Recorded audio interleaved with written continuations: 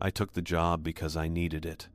Not in the abstract way people say they need work. I needed it the way you need air after holding your breath. 3 months behind on rent, student loans, threatening wage garnishment, and my father's hospital debt still climbing. The position was listed as Wilderness Patrol Specialist at Crestwood Range, a 47,000-acre preserve in Northern California, elevation ranging from 3,200 to 8,100 feet. Salary was $38,000 a year plus benefits. The interview happened over the phone. My supervisor's name was Marcus Venn. He asked 4 questions, 2 of which were administrative, and hired me on the spot. "You understand? This is seasonal?"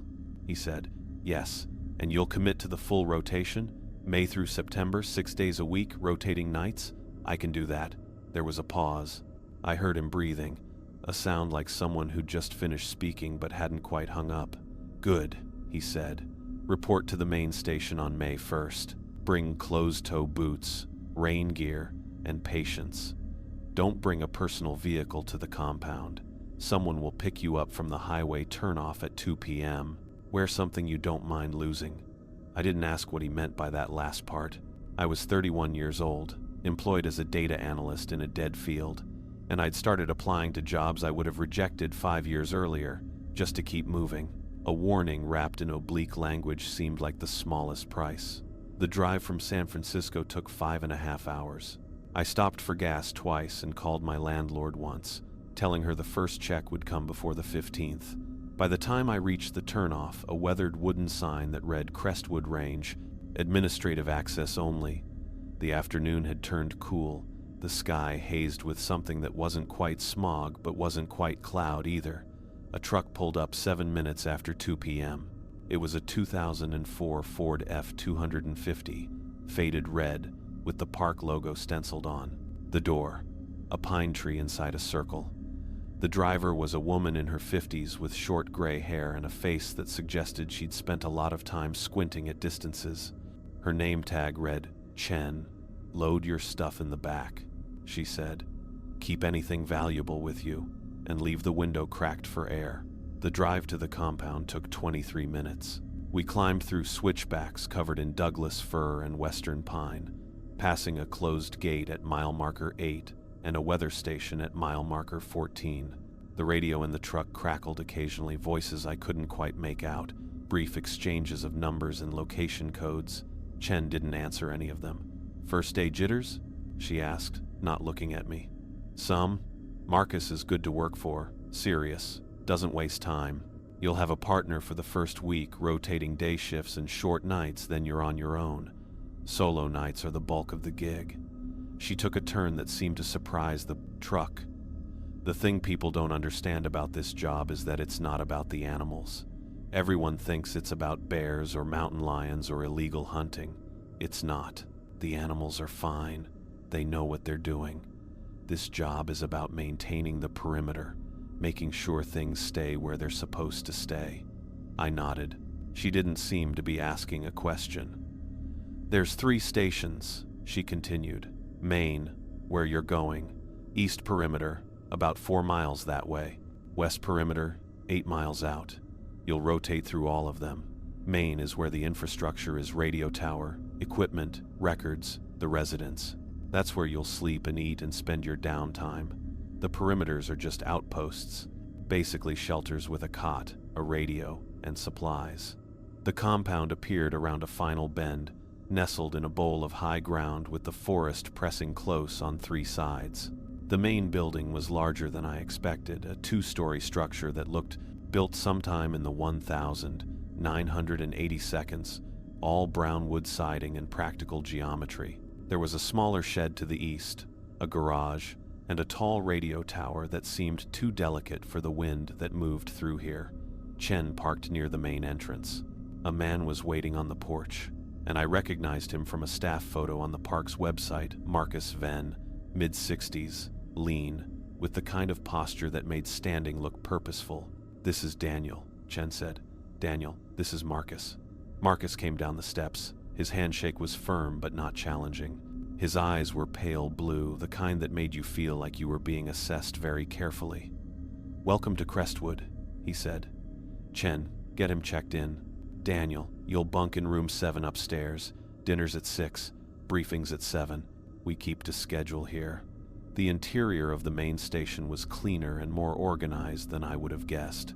A large operations room dominated the first-floor banks of filing cabinets, 2 radio consoles, a wall-mounted map of the preserve marked with colored pins and grid lines. There was a kitchen, a bathroom with a shower, and what looked like a break room with a television that no one was watching. Upstairs, Chen showed me to room 7. It was small, a single bed with good blankets, a desk, a window facing west toward the forest. There was a heater, a lamp with a shade that had faded to cream, and a calendar from 3 years ago still hanging beside the door. Everything smelled like clean linen and the faint pepper of insect deterrent. Bathrooms at the end of the hall, Chen said. Showers are hot from 6 a.m. to 10 p.m. Lukewarm after that. Use what you need, but don't waste water. The well's not infinite. Breakfast is 6 a.m. Lunch is noon. Dinner is 6 p.m. If you're on night shift, you make your own meal before your shift starts. There's a radio on the desk downstairs if you need anything during the night, and there's always someone monitoring at least until midnight. Who's here besides me and Marcus? Right now? Just Chen and Rodriguez. Rodriguez does day patrols and handles some of the administrative work. You'll meet him at dinner. There's a couple of seasonal workers who come and go, but mostly it's us. In the summer, we might get up to 8 people here, especially July and August. Right now, May 1st, it's just rotation building up. By the time you leave in September, you'll have seen maybe a dozen different rangers come through. I unpacked my things. I had 2 pairs of hiking boots, one broken in and one new. I had work clothes that were already starting to look out of place in this room. I had a few books, my laptop, and a framed photo of my parents taken about 15 years ago, before my mother's stroke. I set it on the desk and looked at it for a moment, then turned it face down. Dinner was pot roast and vegetables, adequate and warm. There were 4 of us, me, Marcus, Chen, and Rodriguez. Rodriguez was younger than Chen, maybe 40, with a stocky build and a methodical way of eating that suggested long experience with uninterrupted meals. He was cordial but didn't ask me many questions. Most of the conversation was operational weather forecasts, equipment status, supply inventory. At 7 p.m., Marcus cleared the table and we moved to the operations room. He had a folder, standard beige, unmarked except for the date handwritten on the tab. May 1, current. You'll work with Chen tomorrow, Marcus said. She'll take the lead. You observe. The day after tomorrow, you'll swap, you take the lead, Chen observes. After that, you'll do your first night solo, starting at 8 p.m. Rodriguez will be monitoring radio dispatch. If anything becomes unclear during these first few days, you ask. After the first week, we assume you've integrated. He opened the folder. Inside was a printed document, maybe 8 pages, titled Operational Protocols for Range Stewards. These are the rules, Marcus. I'm going to read them to you. You're going to listen. Afterward, you'll read them again. You'll have them with you every shift. Do you understand? Yes. Good. He adjusted his glasses and began. 1. Between the hours of 8 p.m. and 6 a.m., all interior doors at any station must be kept closed and locked. This includes bathroom doors, equipment room doors, storage doors, and bedroom doors. A locked door means dead-bolted. Keys must be kept on your person at all times. I was already taking notes. Marcus continued without pausing. 2. Between the hours of 10 p.m. and 4 a.m., all exterior windows must be covered. This means curtains drawn, blinds closed, and a piece of paper or cloth placed against the glass to obscure both directions of sight. This applies to all windows on any station. No exceptions. 3. You do not answer to any knock on a door between the hours of midnight and 6 a.m. You do not open the door. You do not speak to whoever is knocking. You maintain silence. If someone claims to be an employee, you contact dispatch on the secondary radio channel 7 before acknowledging the door in any way. Dispatch will confirm identity. 4. Radios must be checked at 0100 hours and 0300 hours. This means every night you verify that your primary radio is functioning, that all batteries are charged, and that you are receiving transmission on channels 3 and 6. Log these checks in the station logbook. Write the time, write radio check complete, sign your name. 5. The West Perimeter Station must have windows covered by 22:30 hours. This includes the window facing the tree line and the window facing the fire road. If you are stationed at West Perimeter, you will complete this by 22:30. If the sun has not fully set, you will use additional materials to ensure complete coverage. This is not optional. 6. Counting is important.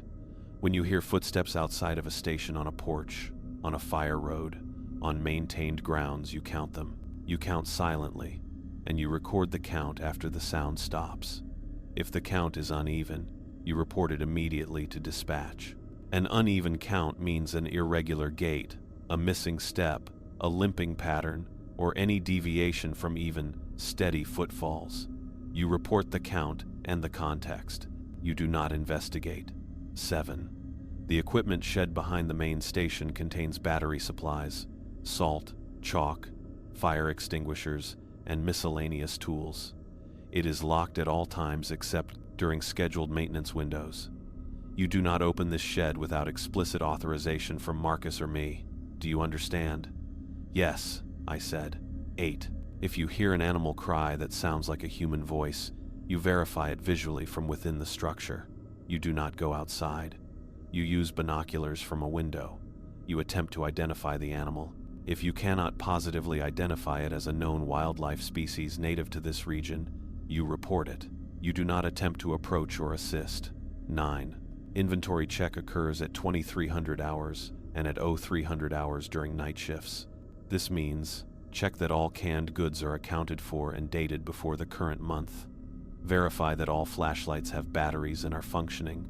Confirm that the first aid kit is sealed and present. Log these in the logbook with time and date. 10. If the radio develops static or becomes inaudible during your shift, you attempt to adjust the frequency by 0.5 megahertz in either direction. If this fails, you do not leave the station. You wait for the next scheduled check-in from dispatch, approximately 40 minutes later, and report the malfunction then. Do not attempt to repair it yourself. 11. If you see another ranger on station grounds at a time when they are not scheduled to be there, you do not greet them by their name. You make eye contact and nod only. You do not ask why they are there. You do not offer assistance. You note the time and the ranger's appearance in the logbook and report it to dispatch at your next check-in. 12. The map on the wall in this room shows the perimeter boundary in red, the fire roads in yellow, the walking trails in blue, and the off-limits zones in black. The black zones are not closed for environmental reasons. Do not enter them. Do not cross them. Do not approach them without explicit instruction from me. Is this understood? Understood. 13.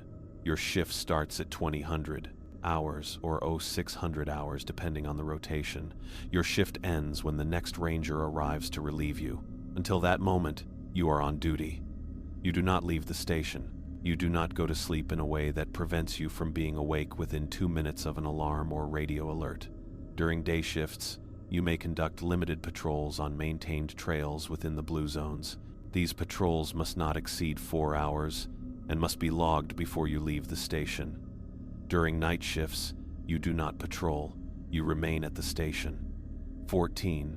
At the start of each shift, you will verify the supplies in the main station kitchen.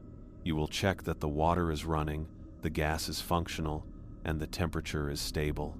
You will record this in the morning log or evening log depending on your shift. Any anomalies go to dispatch immediately. Marcus closed the folder. He looked at me directly. These are not suggestions, he said. These are not guidelines. These are operational protocols. They exist because previous rangers understood that this job requires precision. Understood? Yes, I said. You'll forget something. You'll think a rule is overly cautious or arbitrary. You'll be tired, or you'll doubt the necessity. When that happens, you remember that other people have worked this job before you, and they've all followed these protocols because they've all learned why they're necessary. The fastest way to understand why is to follow them anyway. The slow way is to find out why they matter by not following them. Chen walked me through the paperwork after that: shift schedules, emergency contact forms, equipment sign-offs. By the time I got to my room, it was past 11 p.m. I lay in bed looking at the ceiling, listening to the quiet of the place. It was quieter than I expected. In the city, there's always some noise, traffic, neighbors, the ambient hum of infrastructure. Here, there was just the faint sound of wind in the trees and, occasionally, the creak of the building settling. I thought about Rule 6, about counting footsteps, about reporting uneven gaits. I thought about Rule 11, about not greeting a ranger by name. I thought about the phrase Marcus had used, why they're necessary. I fell asleep wondering what the previous rangers had learned. My first day on the job was May 2nd, a Friday, clear and cool. Chen picked me up at 5:30 a.m. and drove me to the East Perimeter Station. The sun was still beneath the horizon, and the forest looked primitive in the darkness: ancient trees, unbroken canopy, the kind of place that hadn't meaningfully changed in centuries. East Perimeter handles most of the active monitoring, Chen said as we drove. The boundary here is adjacent to private timberland. Illegal cutting happens maybe twice a year. Poaching happens more often than that, but it's mostly small people taking elk or deer out of season. Our job is to document it and report it. We're not law enforcement. We just observe and record. The East Perimeter Station was smaller than I expected, a one-room structure with a cot, a desk, a radio, and a window facing east toward the rising sun. There was a logbook that had been in use since November, and I flipped through it. The entries were sparse and clinical. 0800, no activity, perimeter clear. 1,600, truck on Timber Road, 3 miles out, observed briefly. 2,300, animal sounds, near boundary, possibly elk, unconfirmed. We'll do a morning patrol first, Chen said. You follow, you watch. You learn what the maintained areas look like, where the boundary markers are, and what a clear perimeter looks like. Then this afternoon, we'll do the same thing from a different trail. By tomorrow, you'll have a sense of the geography. We walked a fire road for 2 hours.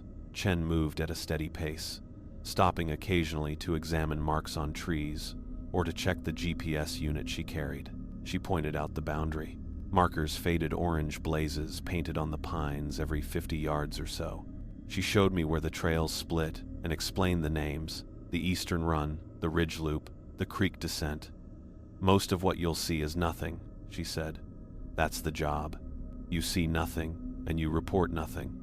The point is that if something changes, you notice it. If there's a tree down across the trail that wasn't here last week, that's noteworthy. If the boundary markers have been altered or removed, that's noteworthy.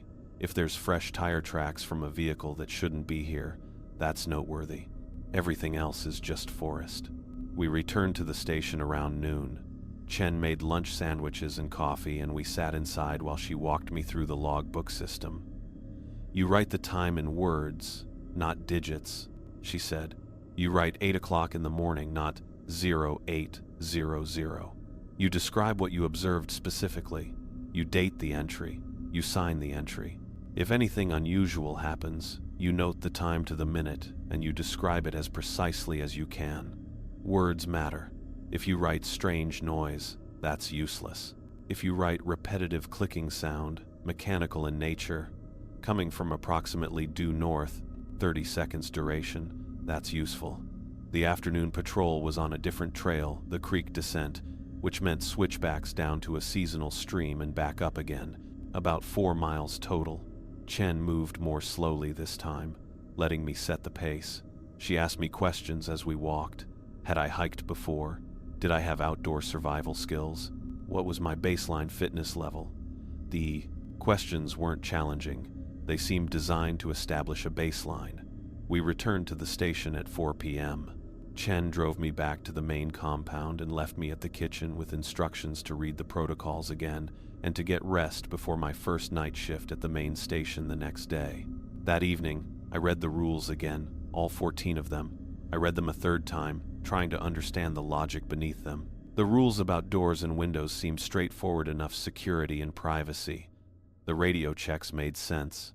but some of them seemed redundant or oddly specific. Rule 11, about not greeting other rangers by name, struck me as strange. Why would a ranger be on the grounds at an unexpected time, and why would you not greet them? I asked Marcus about it at dinner. It's a verification protocol, he said simply. If you don't know who should be here, and someone appears who claims to be a ranger, you don't personalize the interaction. You report, that's all. But if they're actually a ranger, then they'll understand the protocol, Marcus said. They've read the same rules you have. That night, I barely slept. I lay in bed thinking about footsteps and covered windows, and the fact that I was going to be alone in a building at night, responsible for maintaining protocols I didn't fully understand, reporting incidents I couldn't yet recognize. Around 3 a.m., I heard footsteps on the porch of the main station, the stairs creaking, the boards shifting. I got up and looked out the window. I saw nothing. The footsteps continued for maybe 20 seconds and then stopped. I wanted to go downstairs and check, but Marcus's words came back to me. Do not go outside. Do not investigate. Instead, I counted them.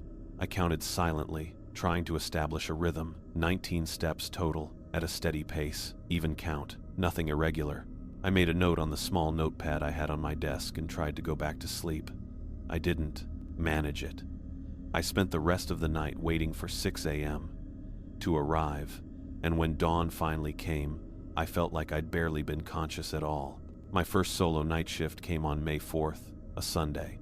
Chen and I did another rotation through both perimeter stations, and everything was routine, no activity. Perimeter clear, supplies intact. Around 5 p.m., Chen dropped me at the main station and left me with a final reminder. If anything feels wrong, radio it. Don't try to be a hero. Just radio it. I spent the evening doing inventory. I checked the canned goods, beans, vegetables, fruits, all dated within acceptable ranges. I tested the flashlights. The first aid kit was sealed. The water ran. The gas furnace was functioning. At 2100 hours, I went upstairs and covered all the windows in the main station. I used the built-in curtains first, then went to a supply closet and found sheets of brown paper.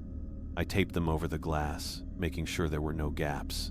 Back downstairs, I did a radio check at 2130, both radios functioning, channels 3 and 6 clear, batteries charged.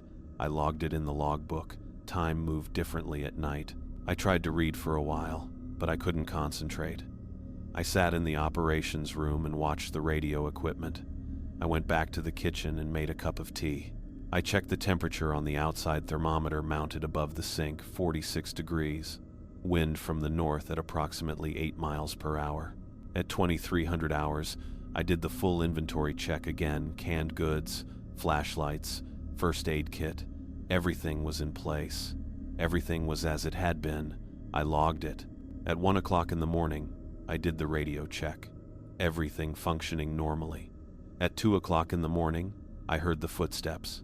They came from outside the east side of the building, on the gravel access road. I heard them clearly, a steady pace, not fast, not slow, even footfalls, boots on gravel. I stood up and moved to the covered window. I couldn't see through the brown paper, of course. I didn't try. I counted the footsteps instead. 1, 2, 3, 4. The pace was regular. 10, 11, 12.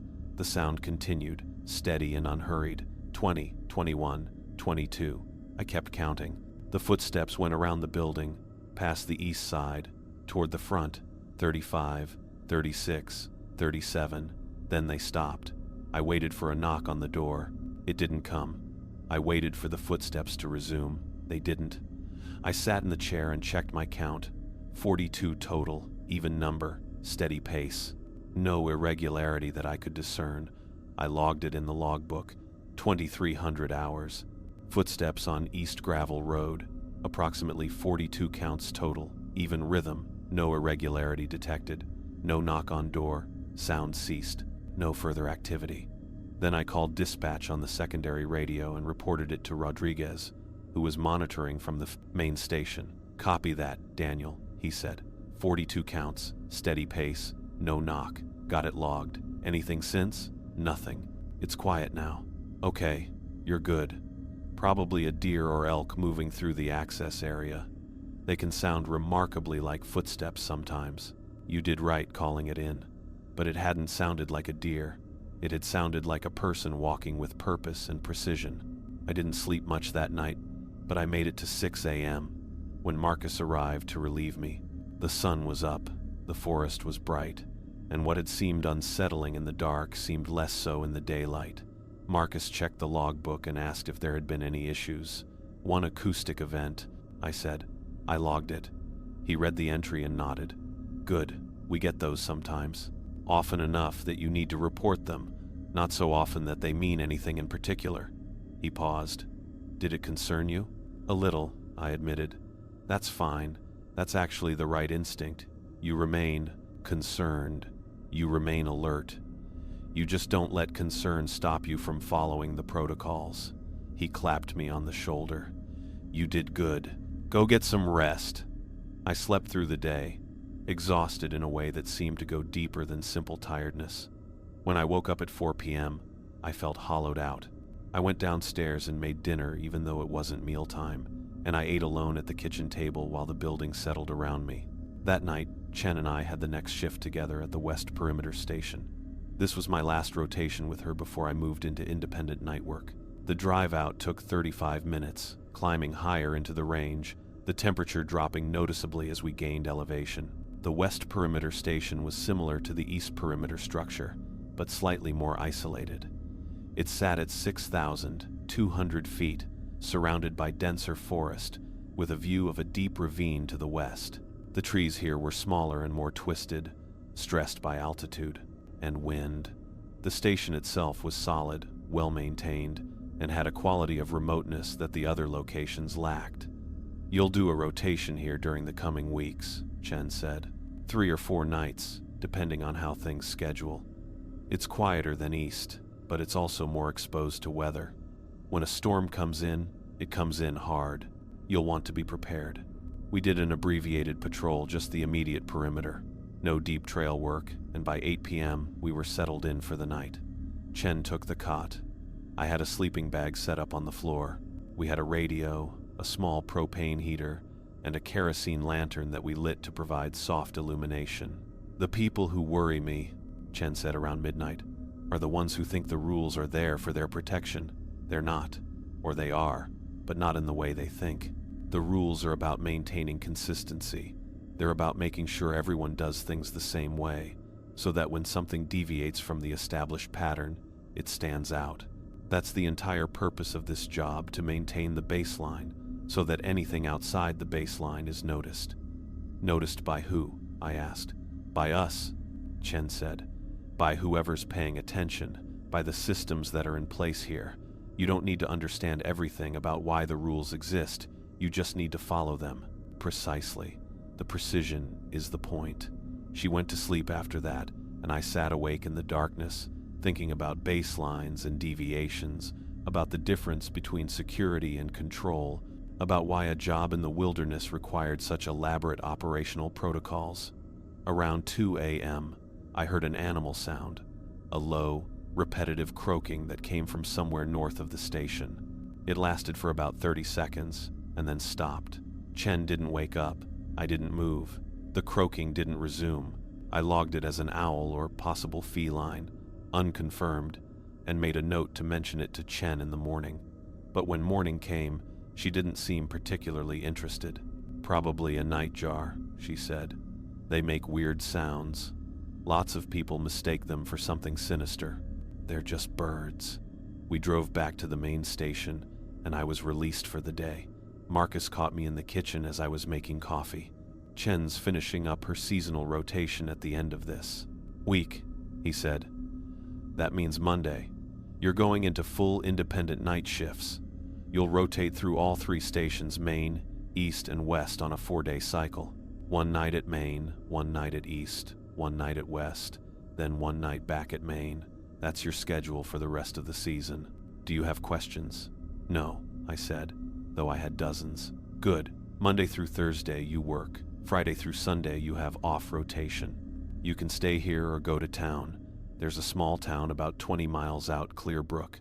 Some of the other rangers go there on their days off. Most of the supplies that aren't grown locally come through there.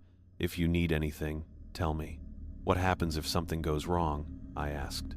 What's the protocol for an emergency? You radio dispatch. Dispatch is staffed 24/7.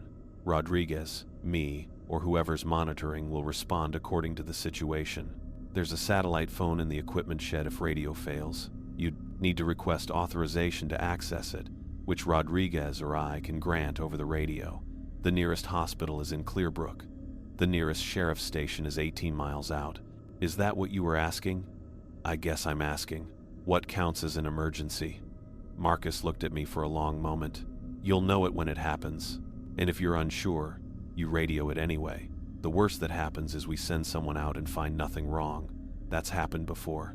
Has something gone wrong in previous seasons? Define gone wrong, Marcus said. An incident, something that required emergency response. We've had one serious situation, Marcus said carefully. That was 2 years ago. A ranger at the west perimeter ignored protocol, went outside the station after midnight, and disappeared.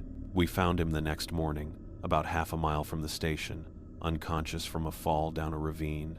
He was airlifted to Clearbrook Hospital with a broken leg and a concussion. He recovered, but he didn't come back the following season.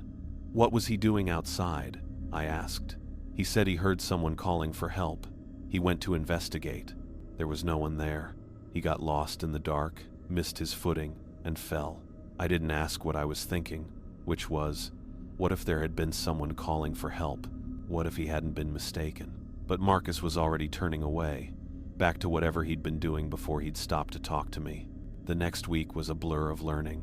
I did patrols at East Perimeter with Rodriguez, who was more communicative than Chen, but in a different way. He spoke mostly in operational terms, pointing out trail hazards and boundary markers and places where previous damage had occurred.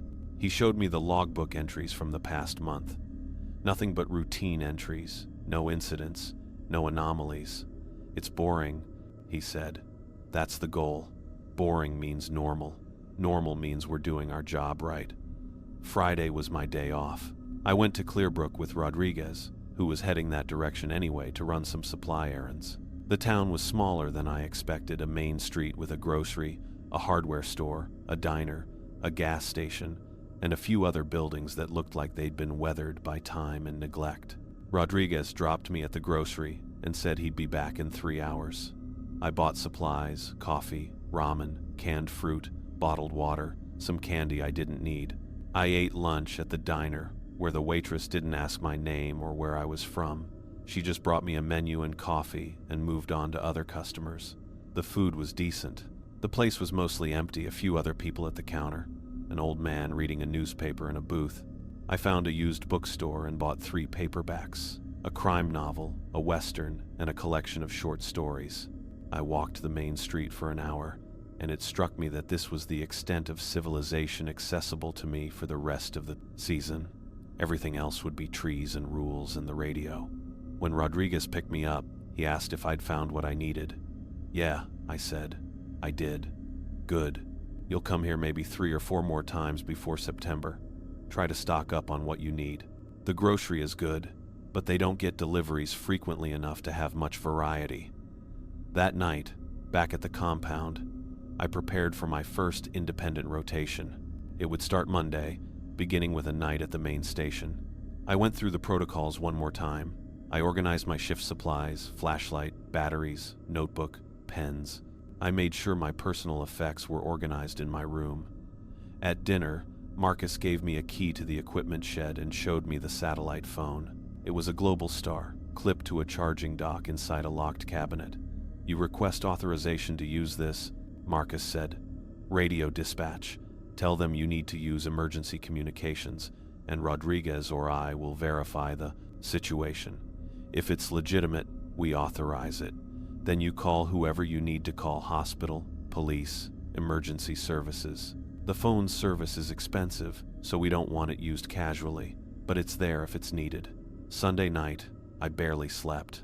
I was nervous in a way that had nothing to do with rational concern. It was the nervousness of standing at a threshold, about to step into something I'd intellectually prepared for but hadn't yet experienced. Monday arrived. My first solo night shift at the main station began at 8 p.m. The first 3 weeks of independent night shifts developed a rhythm that became almost meditative. I would arrive at whatever station was assigned, do an initial inventory, cover the windows, prepare a meal, and settle in for the night. I would do radio checks at 1 a.m. and 3 a.m. I would do inventory checks at 11 p.m. and 3 a.m. I would log everything methodically. Most nights were genuinely boring. I would read, sit quietly, listen to the sounds of the forest, and wait for the shift to end. I became familiar with the acoustic signature of each location, the main station, with its creaks and the ambient hum of the radio equipment, the east perimeter, which caught wind differently and seemed to magnify every sound from the surrounding forest, the west perimeter, which was the quietest of all because of its elevation and exposure. But there were also moments that didn't fit the expected pattern. At the east perimeter, on May 17th at 2:37 a.m., I heard what sounded like a truck on the fire road to the north, approximately 3 miles out. The sound was faint but distinct, an engine, gears shifting, the distinctive acoustic signature of a diesel.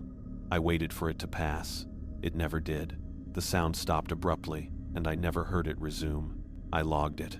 Possible vehicle on Northern Fire Road. Duration approximately 4 minutes. Ceased at approximately 0241 hours. No vehicles scheduled for this night. Reported to dispatch. Rodriguez acknowledged and said they'd note it. In the morning, Marcus told me that the fire road north of East Perimeter was technically on private timberland and that occasional logging operations happened there, sometimes at odd hours. It was nothing to concern myself with, but I continued to log these anomalies. A light at West Perimeter that flickered in a pattern that didn't correspond to any equipment malfunction. I saw it through a gap in the paper covering one of the windows, approximately half a mile out in the forest, lasting approximately 30 seconds. An acoustic event at the main station on May 22nd at 1:14 a.m. A sound like something heavy dragging across gravel, heard for maybe 10 seconds from the west side of the building. Each time, I reported it. Each time, Marcus or Rodriguez acknowledged it and moved on. None of these events seemed to trigger any particular concern at the administrative level. I began to wonder if I was being overly sensitive, reading significance into ordinary forest sounds and events. But then, on May 28th, something changed. I was at the East Perimeter, night shift starting at 8 p.m. It was a clear night, cool, the sky full of stars. I did my initial checks, inventory complete, windows covered, radio functioning. At 10:30 p.m., I made dinner and sat at the small desk in the perimeter station, eating soup and reading. At midnight, I heard the knock on the door. It was a single knock, firm and deliberate. I immediately checked the protocol. It was past midnight, so I was supposed to maintain silence and not acknowledge the door. I was supposed to contact dispatch on Channel 7 before responding to anyone claiming to be an employee. I picked up the secondary radio and pressed the button. Dispatch, this is East Perimeter. I have someone at the door, requesting I open. Station is secure, requesting identity verification. There was a pause, a longer pause than I would have expected. Then Rodriguez came through, his voice slightly distorted by the radio static. Copy, East Perimeter. Maintain position. We're checking the schedule. Stand by. I stood by. I didn't go to the door. I didn't speak. I waited. After about 2 minutes, Marcus came through on the radio instead of Rodriguez. East Perimeter. This is base. No personnel are scheduled to visit. Your location tonight. You will not open the door. You will not respond to any further knocking. Maintain silence and log the incident. Do you copy? Copy, I said. I copy. Radio check in 20 minutes. If the person at the door persists, contact us immediately. Understood. I set the radio down. My heart was beating faster than seemed rational. I looked at the door. It was locked, as required. All the windows were covered. The building was sealed. And someone was outside, in the middle of the night, at a perimeter station, knocking on a door they shouldn't have any reason to know about. I waited. 5 minutes passed. 10 minutes. Nothing. No further knocks. No sounds from outside, just the settling of the building and the hum of the radio. At 1 a.m., I did my radio check. Marcus acknowledged and asked if there had been any further activity. I said there hadn't. Good. Log it completely and move on, he said. But I didn't move on. I sat at the desk and stared at the cupboard. I thought about what Marcus had said on my first day. Do not attempt to approach or assist. You do not investigate. But also, you'll know it when it happens. At 3 a.m., I did my next scheduled radio check. Marcus was no longer on duty. Rodriguez was back at the radio. I asked about the incident at midnight. It's logged, Rodriguez said. Marcus left a note.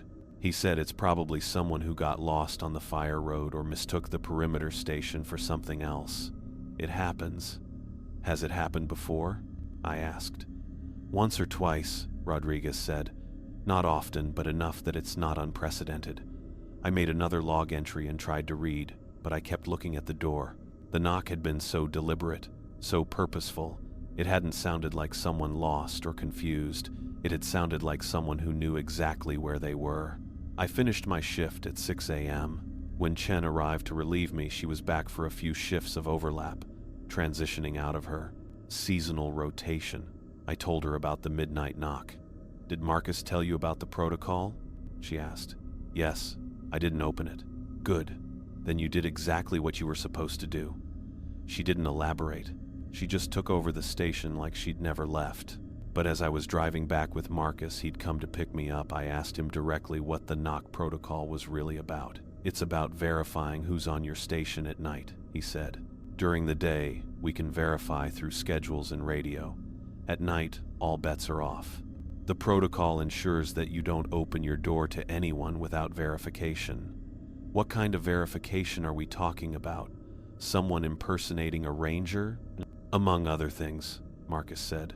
Like what other things? He was quiet for a long stretch. We drove through the forest, the morning light beginning to break through the trees. Like someone who looks like a ranger but isn't a ranger, he finally said. Like someone who knows the station layout and the radio protocols well enough to mimic an employee but has no actual authorization to be there. Like someone who has gotten inside the forest somehow and is making decisions about where they need to be based on information we don't want them to have. I wanted to ask what kind of person would do that, but I had a feeling I wouldn't get a straight answer. Instead, I asked, "Has that happened?" "Not that I'm aware of," Marcus said, "but that's what the protocols are for. They're for situations we're trying to prevent by maintaining strict procedures." That day, I slept fitfully. I kept thinking about the knock, about the precision of it, about the fact that someone had been outside that door in the middle of the night. I kept thinking about the ranger who'd ignored protocol 2 years ago, the one who'd heard someone calling for help and had gone outside to investigate, and had ended up with a broken leg at the bottom of a ravine. What if he hadn't fallen? What if he'd found what he was looking for? I was spiraling. I knew I was spiraling. I tried to read, but my eyes wouldn't focus. I tried to sleep, but my mind wouldn't quiet. I kept playing the sound of that knock over in my head. One knock, deliberate, impossible to ignore, and then silence. That evening at dinner, I asked Marcus if I could skip my next scheduled shift and come back the following night instead. "Are you sick?" he asked. "No," I said. "Just tired. You get your off days Friday through Sunday. Your next shift is tomorrow night, main station. You'll do that shift. I just need..." "You'll do the shift," Marcus said firmly. "Rest today if you need to. Eat well. Be ready tomorrow at 8 p.m. I didn't argue. I went to my room and lay in bed, trying to prepare myself for another night alone in the building. My shift at the main station on May 29th started at 8 p.m. The evening was cool, the sky beginning to cloud over. The weather service had issued a forecast for potential thunderstorms moving in from the north, with a 20% chance of significant precipitation. I did all my initial checks. I covered the windows. I made dinner pasta and canned sauce. I sat at the desk in the operations room and tried to focus on a book, but my attention kept drifting to the radio and to the covered windows. At 10:30 p.m., I heard rain beginning to fall on the roof. It started light and then grew heavier. The wind picked up. The building began to creak in response to the pressure. At 11 p.m., I did the inventory check. Everything was in place. Canned goods, flashlights, first aid kit, water running, heat functional. I logged it all. At midnight, the rain was coming down hard, and the wind was pushing at the building. I could hear it whistling around the corners, buffeting the covered windows. The creaking intensified. At 12:37 a.m., I heard a sound that didn't match the weather. It was a footstep on the porch, not from the wind, not from rain, but the distinct impact of a boot on wood. Then another, then another. A steady rhythm, deliberate and precise. I immediately thought of the acoustic event I'd logged at the main station weeks ago, the heavy dragging sound on gravel. This was different. This was someone walking. I counted the footsteps as they moved across. The porch. 1, 2, 3, 4. The pace was regular, methodical. 10, 11, 12. The person, or whatever it was, walked the length of the porch, maybe 15 feet, and then stopped. 21 total. Even count. I picked up the secondary radio. Dispatch, this is main station. I have footsteps on the front porch. Occurred at 0037. 21 counts, even rhythm, no irregularity. Subject is stationary on porch. No knock at this time. Weather is active, significant rain and wind from the north. There was a pause, and then Rodriguez came through. Copy. Main station. Subject is stationary. Say again. Subject is stationary on the porch. Rain and wind are active. I can hear the weather, but the footsteps were distinct from the acoustic environment. Understood. Stand by. I waited. The rain continued to pound. The wind howled around the building. And then I heard something else, a sound like a hand on metal, deliberately striking the roof gutter near the covered window to my left. 1 strike, 2 strikes, 3 strikes, regular intervals. Then silence. Dispatch, I said. I have additional acoustic event. 3 strikes on roof gutter, even rhythm, approximately 1 strike per second, no further activity. Copy all, Rodriguez said. Maintain position. We're conferencing with Marcus. Stand by. I stood by. I sat very still in the operations room, listening to the storm and listening for any sound that didn't belong to it. The rain seemed to intensify, and the wind seemed to push harder. The roof creaked as the pressure built. 2 minutes passed. 3 minutes. I could hear my own breathing in the silence of the building. Then Marcus came through on the radio, his voice calm and measured. Main station, this is base. We have an amended protocol that I need you to follow for the remainder of this shift. Stand by for full transmission. Standing by, I said. Amended Protocol 1. Between now and 6 a.m., you will do radio checks. Every 15 minutes instead of every 60. Channel 3, primary frequency. Confirm your status each time. Rodriguez will be monitoring continuously. Copy. Radio checks every 15 minutes. Amended Protocol 2. You will maintain continuous visibility of all exterior doors. Do not leave the operations room. If you need to move to another room for any reason, you do so in sequence, keeping visual contact with a door at all times. No exceptions. Copy. Continuous visibility of doors. Amended Protocol 3. Do not respond to any sounds from outside. Do not investigate. Do not attempt to determine the source or cause of any acoustic events. You log them and you report them, and that is all. Copy. Log and report only. Amended Protocol 4. Interior doors of the main station must remain open. The bedroom doors, the bathroom door, the equipment room door. This is an exception to the standard protocol. Leave them open. I repeat, leave all interior doors open. That one stopped me. Say again, base. You want interior doors open? Affirmative. Leave them open. This allows you to maintain continuous awareness of the interior of the building. Do this now. Break. Report when complete. I set the radio down and immediately went through the main station, opening all the interior doors. The bedroom upstairs, the bathroom, the storage closet, the equipment room. I propped them open with some care, making sure they wouldn't swing shut if the building moved from the wind. Interior doors open. I reported to Marcus. Good. Now return to the operations room and maintain your position. Do not sleep. Do not leave the room except in sequence as described. Understood? Understood. The next 3 hours were the longest of my life. I sat in the operations room and did radio checks every 15 minutes. Each time, Rodriguez or Marcus acknowledged.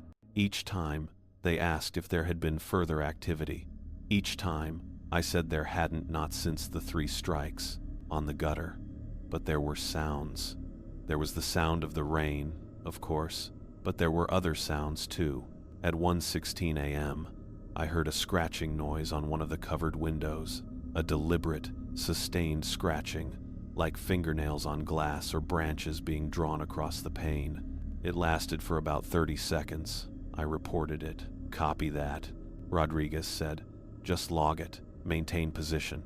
At 2:03 a.m., I heard footsteps again on the porch, different from the earlier event, quicker and less rhythmic. Approximately 32 counts before they stopped. I counted and reported. At 2:47 a.m., I heard what sounded like the door handle being tested, the metal of the handle moving in its socket, someone trying to turn it to see if it was locked. One attempt, deliberate, and then nothing. I reported it. Each time, Marcus or Rodriguez acknowledged and asked me to maintain position. No further amendments, no further instructions, just a directive to log and report and not investigate. At 3 a.m., I did my standard inventory check even though I was terrified to leave the operations room. I opened the canned goods cabinet and verified everything was there. I checked the flashlights. The first aid kit was sealed. Everything was exactly as it had been hours earlier. I returned to the operations room and logged the check. Inventory check complete. I reported to dispatch.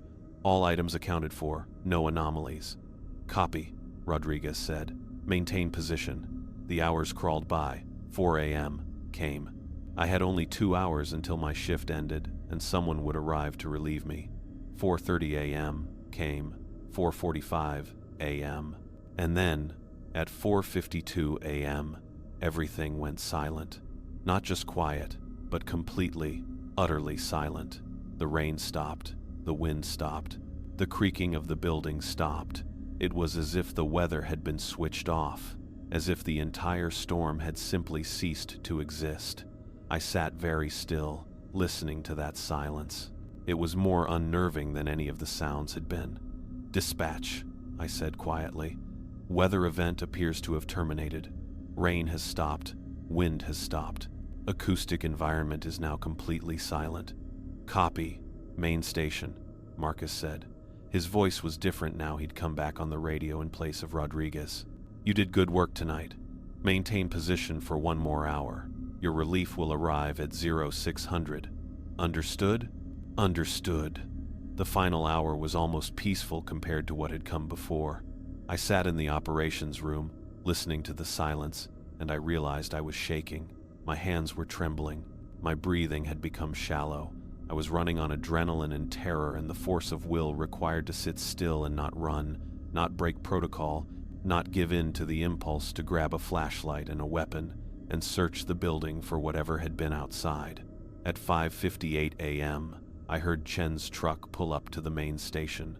At 5:59 a.m., she was unlocking the front door. At 6 a.m., she was inside, shaking rainwater from her jacket. And I was standing up from the operations room chair, my legs unsteady. How was it? She asked, glancing at me with immediate concern. You look like you've seen a ghost. It was complicated, I said. There was weather, and there were sounds, and Marcus put me on amended protocols. Everything's logged. I'm supposed to brief him. Okay, Marcus said. Daniel, the strikes you heard were a probing event. Something was testing the resonance properties of the station structure. It's trying to map the interior dimensions acoustically. The fact that it stopped when you reported it suggests that it detected your response. This is fine. You did exactly what you should have done. Continue your shift normally. Maintain protocol. Rodriguez will monitor dispatch more actively tonight, so if you have any further events, report them immediately. Copy, I said, continuing normal operations. But normal operations didn't feel normal anymore. I sat in the station for the next 3 hours and didn't hear another sound beyond the ambient forest noise. At 5 a.m., I did my final radio check and inventory. both of which came back clear. Chen arrived at 6 a.m. to relieve me. I told her about the metallic strikes, and she nodded like it made perfect sense. "That's a new development," she said. "Marcus is getting more sophisticated about the probing. It means the boundary is more established. The thing on the other side is trying new approaches." "What thing?" I asked directly. "The thing that needs to stay on the other side," Chen said. "That's all you need to know." But that wasn't all I needed to know, and I was beginning to realize that the people who ran this operation were never going to give me the information I was looking for. The boundary between what I was told and what I was permitted to understand was as carefully maintained as the boundary I was helping to guard. My days off were strange.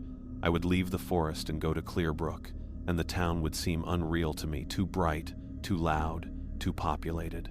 I'd spend the day in a daze, eating at the same diner, buying the same supplies at the grocery, sitting in my room at the Ranger's Lodge and staring at the wall. On July 6th, my third day off in the rotation, I made a decision. I drove to the public library in Clearbrook and started searching for any public records about Crestwood Range. There wasn't much. The preserve had been established in 1987 by a coalition of environmental organizations and private donors. Its stated purpose was wildlife conservation and habitat preservation. The public information was minimal, mostly generic descriptions of the facility, the preserve acreage, the types of wildlife present. I searched for incidents. There was a record of a hiker who'd gone missing in 1994 and been found 3 days later, suffering from exposure and disorientation. There was a brief mention in a 2011 environmental report of unusual mortality patterns in ungulate populations that had since stabilized. That was it. Nothing about boundary maintenance, nothing about protocols, nothing about the kinds of incidents that were described in the amendments and the operational procedures I was following. I searched for Marcus Venn.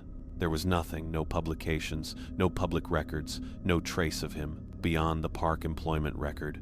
I searched for information about ranger incidents, about people injured or missing at Crestwood Range or other similar preserves. Most of what came up was about actual attacks by wildlife, a bear mauling in Colorado, a mountain lion encounter in Utah, but nothing that matched the profile of what I was dealing with. I closed the laptop and sat back, frustrated. I was looking for confirmation of something I already knew was real: the boundary, the probing, the carefully maintained protocols, but the broader world seemed to have no awareness of any of it. On the drive back to the preserve, I realized that this might have been intentional. This might have been another part of the system, the fact that nothing official existed about Crestwood Range beyond the basic administrative description meant that any incidents that did occur remained localized, contained, unable to propagate through the broader information ecosystem. Nobody wrote about Crestwood Range. Nobody talked about it. Nobody knew about it.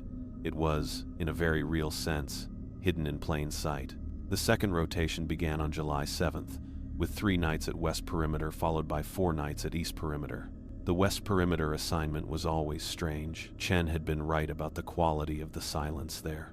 It was a different kind of quiet, more profound, more settled. It was the silence of a boundary that had been in place for a long time, where the protocols were old and deeply established. On July 9th, my second night at West Perimeter, I heard the voice again, but this time, it wasn't my mother. It was a voice I recognized from my childhood, my father's friend Paul, a man who had died when I was 12 years old. He was calling my name, asking me to come outside, saying there was something I needed to see. I didn't move. I didn't reach for the radio. I simply logged the event in my mind and waited for it to pass. Paul called for about 3 minutes, and then the voice faded. I reported the incident to dispatch, noting the name, the relationship, family, friend, deceased, and the approximate duration of the event. "Copy," Marcus said. "You handled that well. These are tests of emotional attachment. Each time you refuse to respond, you strengthen the boundary. You're doing good work." And I realized that I'd moved into a different phase of this job. I was no longer just maintaining protocols passively. I was actively participating in the strengthening of the boundary through my resistance to emotional manipulation. Every time I refused to open a door, refused to investigate a sound, refused to respond to a familiar voice, I was doing something. I was exerting will against something. The maintenance at the main station was completed by July 20th. When I returned to the compound after my 2-week rotation through the perimeter stations, I could immediately see what had been done. New equipment had been installed. Metal plates had been affixed to the exterior of the building around the window frames and door frames, creating a kind of armoring effect. The radio equipment had been upgraded, and there was now a secondary power system that looked like a military-grade battery array. Marcus showed me through the changes during my first day back. "These are reinforcements," he said. "The metal plating is not ferrous-based. It's a composite that interferes with certain forms of boundary penetration. The new power system is redundant if the main power fails. This system will maintain critical systems for up to 72 hours. And we've added a monitoring device on the roof that tracks any vibrational anomalies." "What kind of anomalies?" I asked. "Anything trying to test the structural integrity of the building acoustically," Marcus said. "It's an improvement over the original system. It will alert you to probing events before they become audible to human hearing. That gives you time to heighten protocols preemptively." The new equipment was impressive and unsettling in equal measure. It spoke to a level of sophistication in the boundary maintenance that went far beyond what I would have imagined. This wasn't a simple preserve with unusual wildlife. This was a facility that had been engineered to contain something, to maintain active barriers against something that was constantly probing for weakness. Through July and into August, the incidents continued. But now they had changed in character, shifted by the maintenance upgrades and the amended protocols. Instead of simply probing the boundary, the things on the other side seemed to be testing new approaches, adapting to the reinforcements. On July 23rd, at the main station, I heard what sounded like a deliberate attempt to mimic the radio frequency pattern, a false transmission signal that sounded almost like dispatch but used yesterday's codes. When I reported it to Rodriguez, he told me this was expected and that the signal mimicry amendments would be arriving within 2 days. Amendment 8, dated July 25th, added a new security code that changed daily. Each shift, I would be given a unique numeric code that I had to use in my radio check-in, along with the standard acknowledgement. The codes were printed in a sealed envelope that I opened at the beginning of my shift. Amendment 9, dated July 26th, required that I take photographs of certain sections of the station exterior every 3 days, using a digital camera that Marcus provided. These photographs had to be logged with the date, time, and a description of what I was documenting. The purpose, I was told, was to track any micro-deformations in the structure that might indicate boundary stress. By August, I'd been working at Crestwood Range for almost 4 months. I'd done approximately 120 night shifts across the 3 stations. I'd maintained perfect protocol compliance.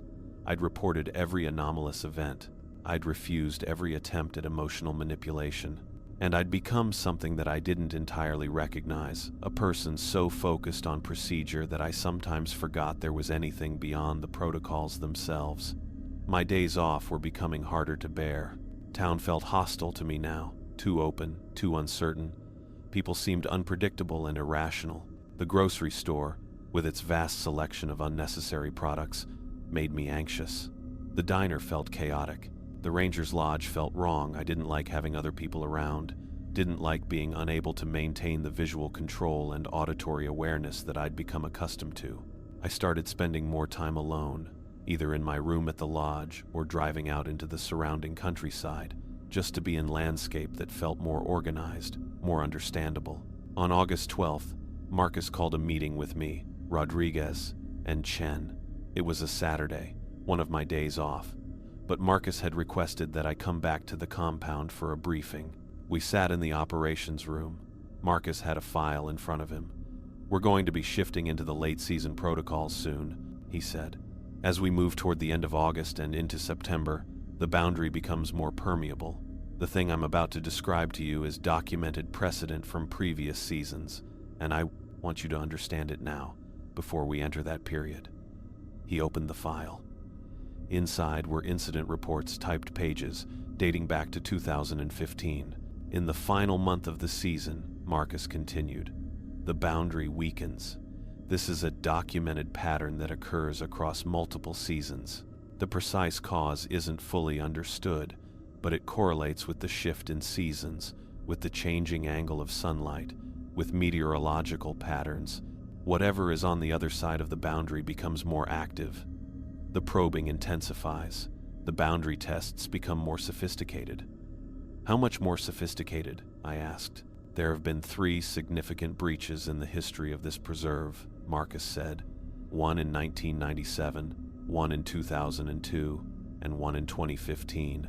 In each case, a ranger failed to maintain protocol and went outside the station during night hours. In each case, that ranger did not return to the station, and we were forced to launch a recovery operation. What happened to them? Chen asked. In 1997, the ranger was found approximately 2 miles from the station, suffering from severe hypothermia and disorientation. In 2002, the ranger was found at the western boundary of the preserve, approximately 4 miles out, and had to be airlifted by helicopter. In 2015, we didn't find the ranger until 3 days later, and by that time, he was. Marcus paused. He was changed. Physically intact, but behaviorally altered in ways that required extended psychiatric intervention. Changed how? I asked. He didn't speak for 6 months, Marcus said. When he eventually did speak, he only repeated fragments of phrases, things he'd heard on the radio or read in logbooks. He was institutionalized. He never recovered. The silence in the room was absolute. The late-season protocols are designed to prevent these incidents, Marcus continued. They're more restrictive, more demanding, and they require absolute compliance. If you cannot commit to absolute compliance, I need to pass us. Know now, before we enter that phase. I can arrange for your early release from the position, and we'll bring in someone else to cover the late-season period. I can comply, I said immediately. Are you sure? Marcus looked at me directly. Because the late-season protocols push people to their limits. They create psychological stress. They require you to maintain isolation and discipline under conditions that are designed to test exactly how committed you are to the boundary maintenance. I'm sure, I said. Good. Marcus closed the file. Late-season protocols will begin on September 1st. We have 2.5 weeks of standard rotation left. Use that time to rest, to prepare, and to ensure that you are mentally ready for what's coming. I finished out August in a state of anxious anticipation. The breaches Marcus had described, the ranger who'd been changed and institutionalized, the precise level of psychological risk that late-season protocols were designed, created all combined into a picture of something far more dangerous and far more real than I'd previously understood. I began to appreciate why the original ranger who'd fallen in the ravine might have seemed like a relief by comparison. At least a fall was something simple, something understandable, the kind of break that happened when you stepped off a trail in the dark. On August 30th, Marcus held a briefing to introduce the late-season protocols. There were 8 additional amendments that would take effect on September 1st. Amendment 10 specified that between 8 p.m. and 6 a.m., I was not allowed to lie down at any time. Not sit, not recline, not rest my head. I would remain in an active, alert posture for the entire duration of my shift. Amendment 11 required radio contact every 15 minutes instead of 30. Each check-in would include not just my call sign and the security code, but also a verbal confirmation that I was awake, aware, and maintaining position. Amendment 12 introduced a new sensory protocol. I would keep a logbook entry specifically for any deviation in established acoustic patterns. Not just new sounds, but the absence of sounds that had previously been present. If the forest went quiet in a way that seemed unnatural, that was to be reported immediately. Amendment 13 mandated that if I encountered any acoustic event that I assessed to be a direct engagement, meaning something that was deliberately trying to communicate with me, to get me to respond, I was to implement Emergency Protocol 7, which I learned involved sealing myself in a specific room of the station and maintaining absolute silence for the duration of the engagement. Amendment 14 through 17 were progressively more restrictive, each one designed to further limit any possible deviation from protocol, to further diminish the opportunity for the boundary to be breached. By the time Marcus finished reading them, I felt like I was looking at something that had moved past security into something resembling imprisonment. but imprisonment in service of containing something that might be far more dangerous than any ordinary security threat. These are brutal, Chen said quietly. I've done late-season protocols. They're hard. Are they necessary? I asked Marcus. In September of 2015, Marcus said, the ranger who was eventually institutionalized broke protocol on his 8th day of late-season rotation. He said the protocols were too restrictive, that he needed to move around, that sitting still for 8 hours a night was psychologically unsustainable. He decided to exercise judgment. He opened a door. He stepped outside. He was gone for 8 minutes. When he came back inside, he was different. When we recovered him 3 days later, he was profoundly different. The protocols don't exist to make your life uncomfortable. They exist because we learned through a very costly precedent exactly what happens when people decide they know better. I nodded. I understood, or I told myself I understood. September 1st arrived gray and cool. Marcus drove me to the East Perimeter Station at 7 p.m. for my first late-season rotation. The forest looked different. Somehow the light was different. The angle of the sun creating longer shadows. The quality of the air itself seeming to shift toward autumn. You'll do 4 nights here, Marcus said as he dropped me off. Then West Perimeter for 3 nights, then back here. That cycle will continue through September 30th. You'll have Friday through Sunday off each week, but the rotation otherwise remains constant. You'll be working the same 3 stations, but with significantly increased protocol demands. Do you have any questions? No, I said. Good. Call in every 15 minutes starting at 2000. No deviation, no exceptions. If you miss a check-in window by more than 5 minutes, I'm sending Rodriguez out to physically verify your status. Understood? Understood. Marcus drove away, and I was alone at the station. The first thing I did was verify that the interior doors were all open and accessible, per the amended protocols.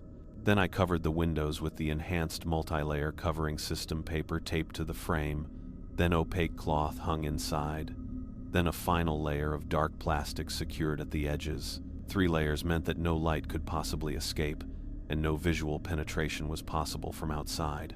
I made dinner at 6:15 and ate it standing up, as the amendment mandated.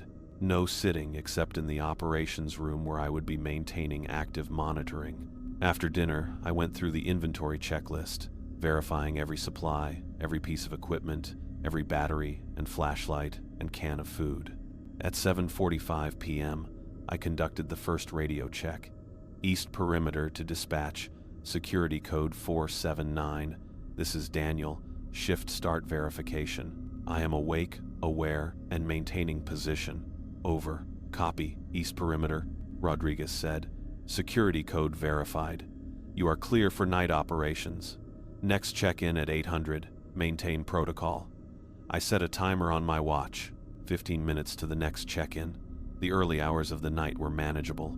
I stayed in the operations room, standing or pacing, monitoring the radio, doing my check-ins on schedule. The silence of the station was profound. Without the ability to read or sit down and occupy myself, the hours seemed to expand. 15 minutes between check-ins felt like an hour. At 9:30 p.m., I heard something that made me step closer to the covered window. It was a sound like someone moving equipment outside the station, the scrape of something metal being dragged slowly across gravel. It lasted about 30 seconds. I immediately noted it and included it in my 10 p.m. check-in. East Perimeter reports acoustic event at 21:30. Sound consistent with metal object being moved on gravel surface. East side of station. Duration approximately 30 seconds.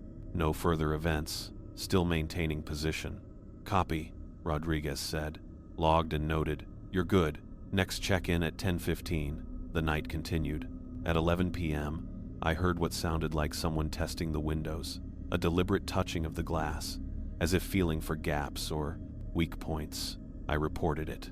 At midnight, I heard footsteps again, but this time they were different. Multiple sets, perhaps 3 or 4 people, walking in uncoordinated patterns around the building. I counted the footsteps as best I could, though the irregular patterns made accurate counting difficult. I reported approximately 35 individual footsteps before the sound ceased. Each event, I reported. Each event, Rodriguez acknowledged. The night stretched on. By 2 a.m., I was beginning to feel the effect of standing upright for 6 hours without rest. My legs ached, my feet hurt, the muscles in my lower back had begun to cramp. I paced the room to distribute the pain, but it never really diminished. It simply moved around, finding new places to assert itself. At 2:37 a.m., exactly when I was about to do my check-in at the 2:45 mark, I heard the voice again. But this time, it wasn't attempting to mimic a family member or a person I knew. This time, the voice was unfamiliar male, calm, speaking in a tone that suggested extreme rationality and reasonable concern. "Daniel," the voice said, "I know you're uncomfortable right now.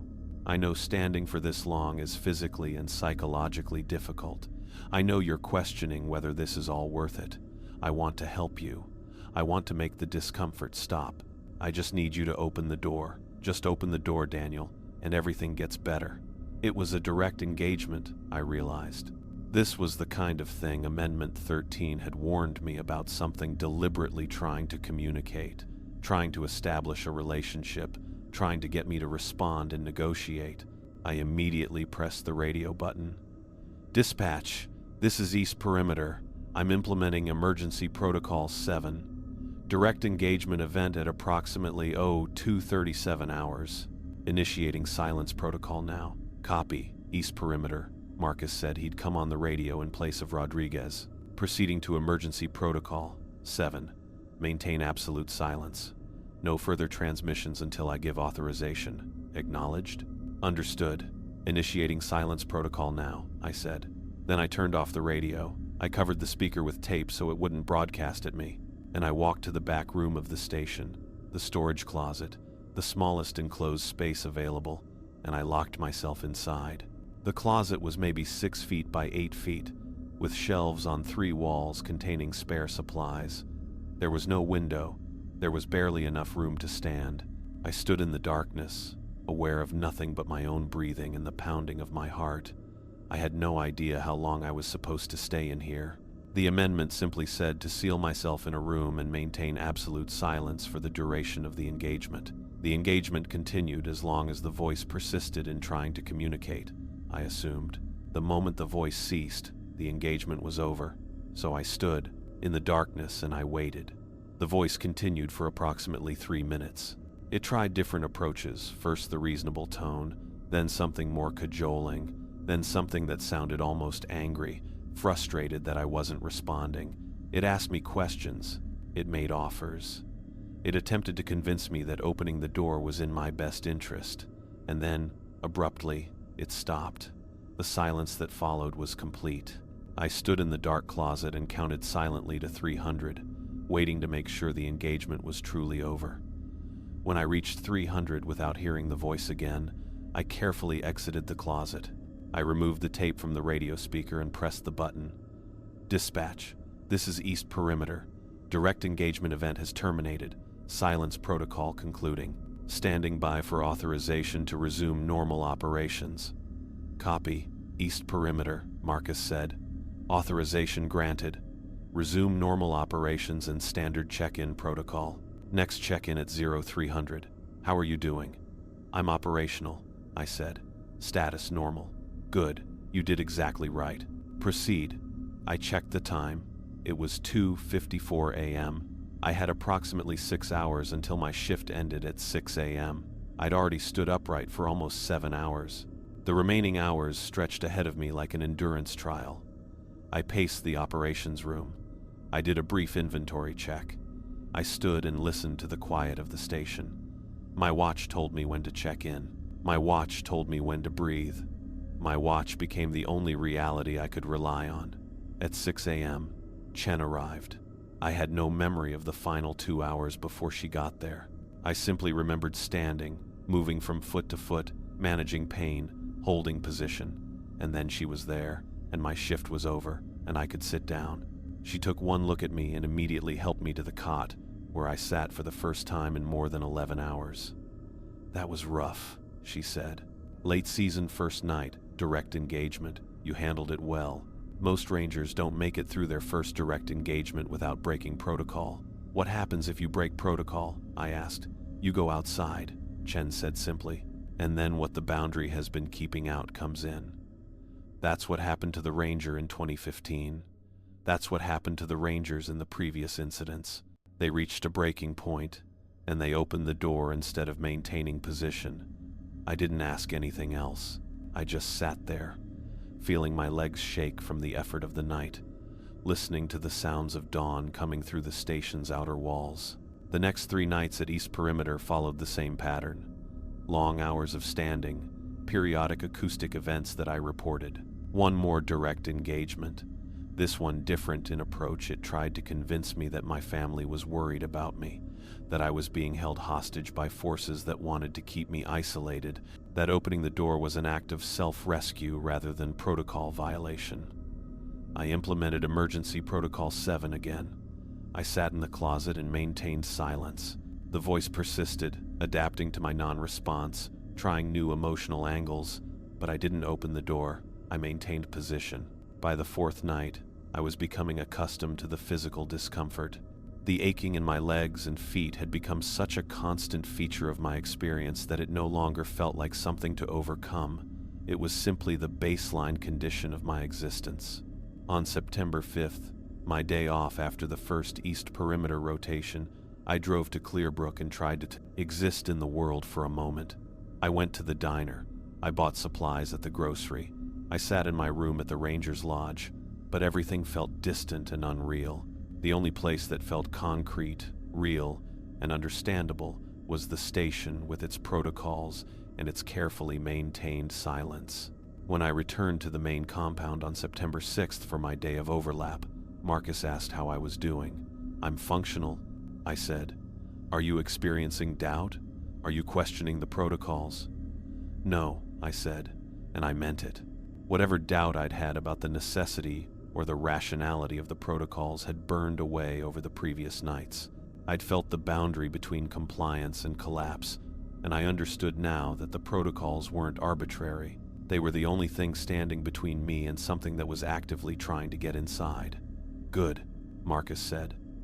"The direct engagements will increase in frequency and sophistication as we move through September. By the end of that, Herpre says, the month, you'll be experiencing at least 1 per night, often more.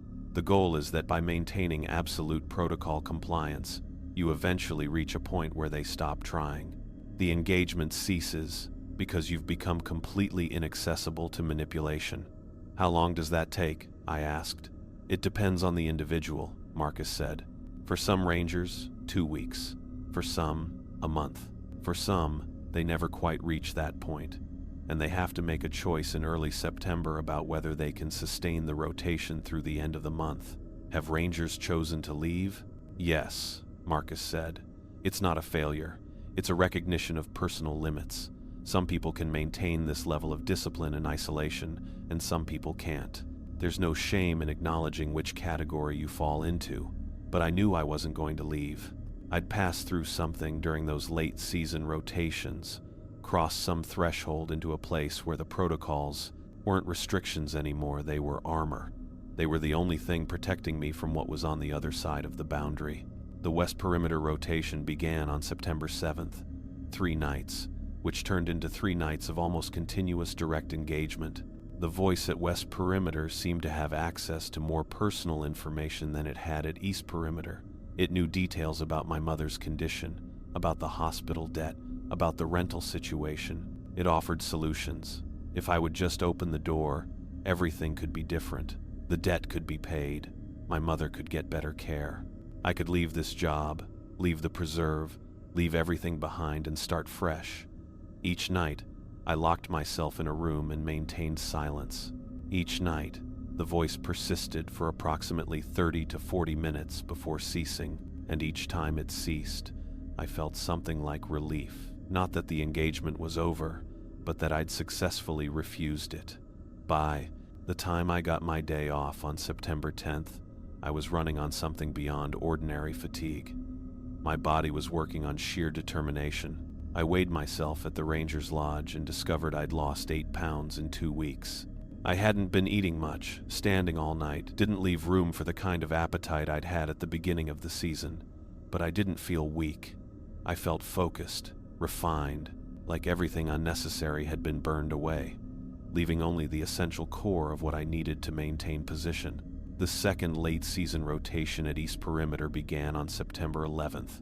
By now, the direct engagements were coming multiple times per night.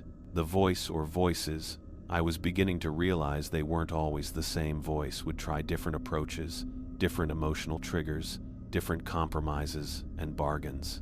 On September 13th, at 2 a.m., I heard a sound like someone physically damaging the station, a methodical pounding on the exterior wall, like something was trying to breach it with repeated impacts. I reported it to dispatch. "That's escalation," Marcus said. "Physical probing of the boundary. It means the acoustic and psychological approaches are no longer sufficient. They're testing whether the structure itself can be compromised." "Can it?" I asked. "Not with the upgrades we've installed," Marcus said. "But you need to understand that this is a sign of increased desperation on the other side. Desperation can make them more dangerous. Stay focused on protocol. Don't deviate, no matter what happens." The pounding continued intermittently through the night. Every time I reported it, Marcus acknowledged and instructed me to maintain position. By dawn, the exterior wall showed no visible damage, but I could see fresh marks, places where something had struck the structure repeatedly. That morning, Marcus came out to the East Perimeter station himself instead of having someone relieve me. He examined the exterior wall, running his hand along the fresh marks. "This is metal," he said, touching the impact points. "Whatever is probing the boundary has metallic components. This is new information. I need to document this." He took photographs, using a professional camera to record every angle of the damage. Then he spoke into a small voice recorder, noting the date, time, location, and description of the impacts. "This represents escalation beyond previous parameters," he said into the recorder. "The engagement pattern has shifted from purely psychological and acoustic to include physical testing of the structural boundary. Recommend upgrading the defensive measures at all 3 stations. End documentation." He turned to me. "You did good work this morning. You maintained position despite the physical assault. That matters. That shows the boundary is working, even under direct attack. You stayed inside. You stayed compliant. You stayed protected." But as I walked to the truck for my ride, back to the compound, I realized that protected was a relative term. I was protected within the boundary, yes, but what was protecting me from what was already inside? The protocols, I thought. The protocols were what kept anything that breached the boundary at bay. By September 20th, I'd entered a strange sort of equilibrium. The late-season rotations had become almost routine. I would arrive at a station, seal it, cover the windows, stand through the night while direct engagements tried to convince me to open doors and break protocol. I would log every event. I would do radio check-ins on schedule. I would survive until dawn. But something was changing. The direct engagements were becoming less psychological and more simply insistent. The voices would repeat the same phrases over and over. "Open the door, open the door, open the door." They were no longer trying to persuade me. They were trying to wear me down, to find the point where my will to resist would simply break from sheer repetition. On September 22nd, while I was at West Perimeter, the engagement lasted for 6 hours without interruption. "Open the door, open the door, open the door." For 6 hours, from midnight to 6 a.m., the same phrase repeated at intervals of approximately 10 seconds. No variation, no negotiation, no psychological manipulation, just the relentless insistence, "Open the door." At 6 a.m., when Chen arrived, I had reached a state beyond exhaustion. I was functioning, but I was functioning on autopilot, my higher cognitive processes essentially offline. "Jesus," Chen said when she looked at me. "What happened here?" "Direct engagement," I said. 6 hours. Same phrase, repeated. Chen immediately got on the radio to Marcus. "West Perimeter Ranger is in critical condition," she said. "Severe sleep deprivation, extended direct engagement. I'm bringing him back to the compound." He needs to stand down for at least 2 days. Negative, Marcus said. Rodriguez will relieve him at East Perimeter for the next rotation. Daniel will resume normal operational schedule on September 25th. He needs to maintain continuity through the late season period. He's not fit for duty, Chen said. He will be by September 25th, Marcus said. Get him to the compound, let him rest, feed him, and he'll be ready to go back in. If he breaks protocol now, everything we've built collapses.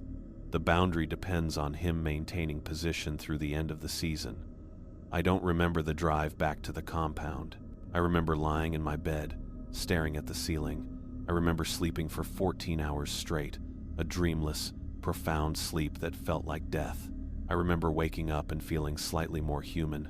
On September 24th, my day off in the regular rotation, I went to Clearbrook. I bought supplies. I sat in the diner and ate without tasting the food. I returned to the compound and prepared for my next rotation. I was 3/4 of the way through September. 2 more weeks, and the season would end. 2 more weeks of late season protocols, late season engagements, late season assault on the boundary. I could make it 2 weeks. I could maintain position for 2 more weeks. I had to, because if I didn't, the thing on the other side would come through, and I'd understood by that point exactly what would happen then. I'd seen the Ranger from 2015 inches, my mind, the one who'd spent 6 months not speaking, the one who'd only repeated phrases, the one who'd been fundamentally altered by what happened when someone opened the door at the wrong time. That wasn't going to be me. The final rotation of September was the worst. I was at the main station for 4 nights, September 25th through 28th, and the engagements came almost continuously. I would implement Emergency Protocol 7, lock myself in the back room, maintain silence while the voice or voices tried every conceivable approach to get me to open the door. They mimicked my mother again, but more accurately this time, with details of her medical condition that somehow seemed more real than my actual conversations with her had been. They offered me money, specific sums, as if they had a negotiable currency. They promised me that if I opened the door just for a moment, I could step outside and they would withdraw, and I could close the door again, and everything would be fine.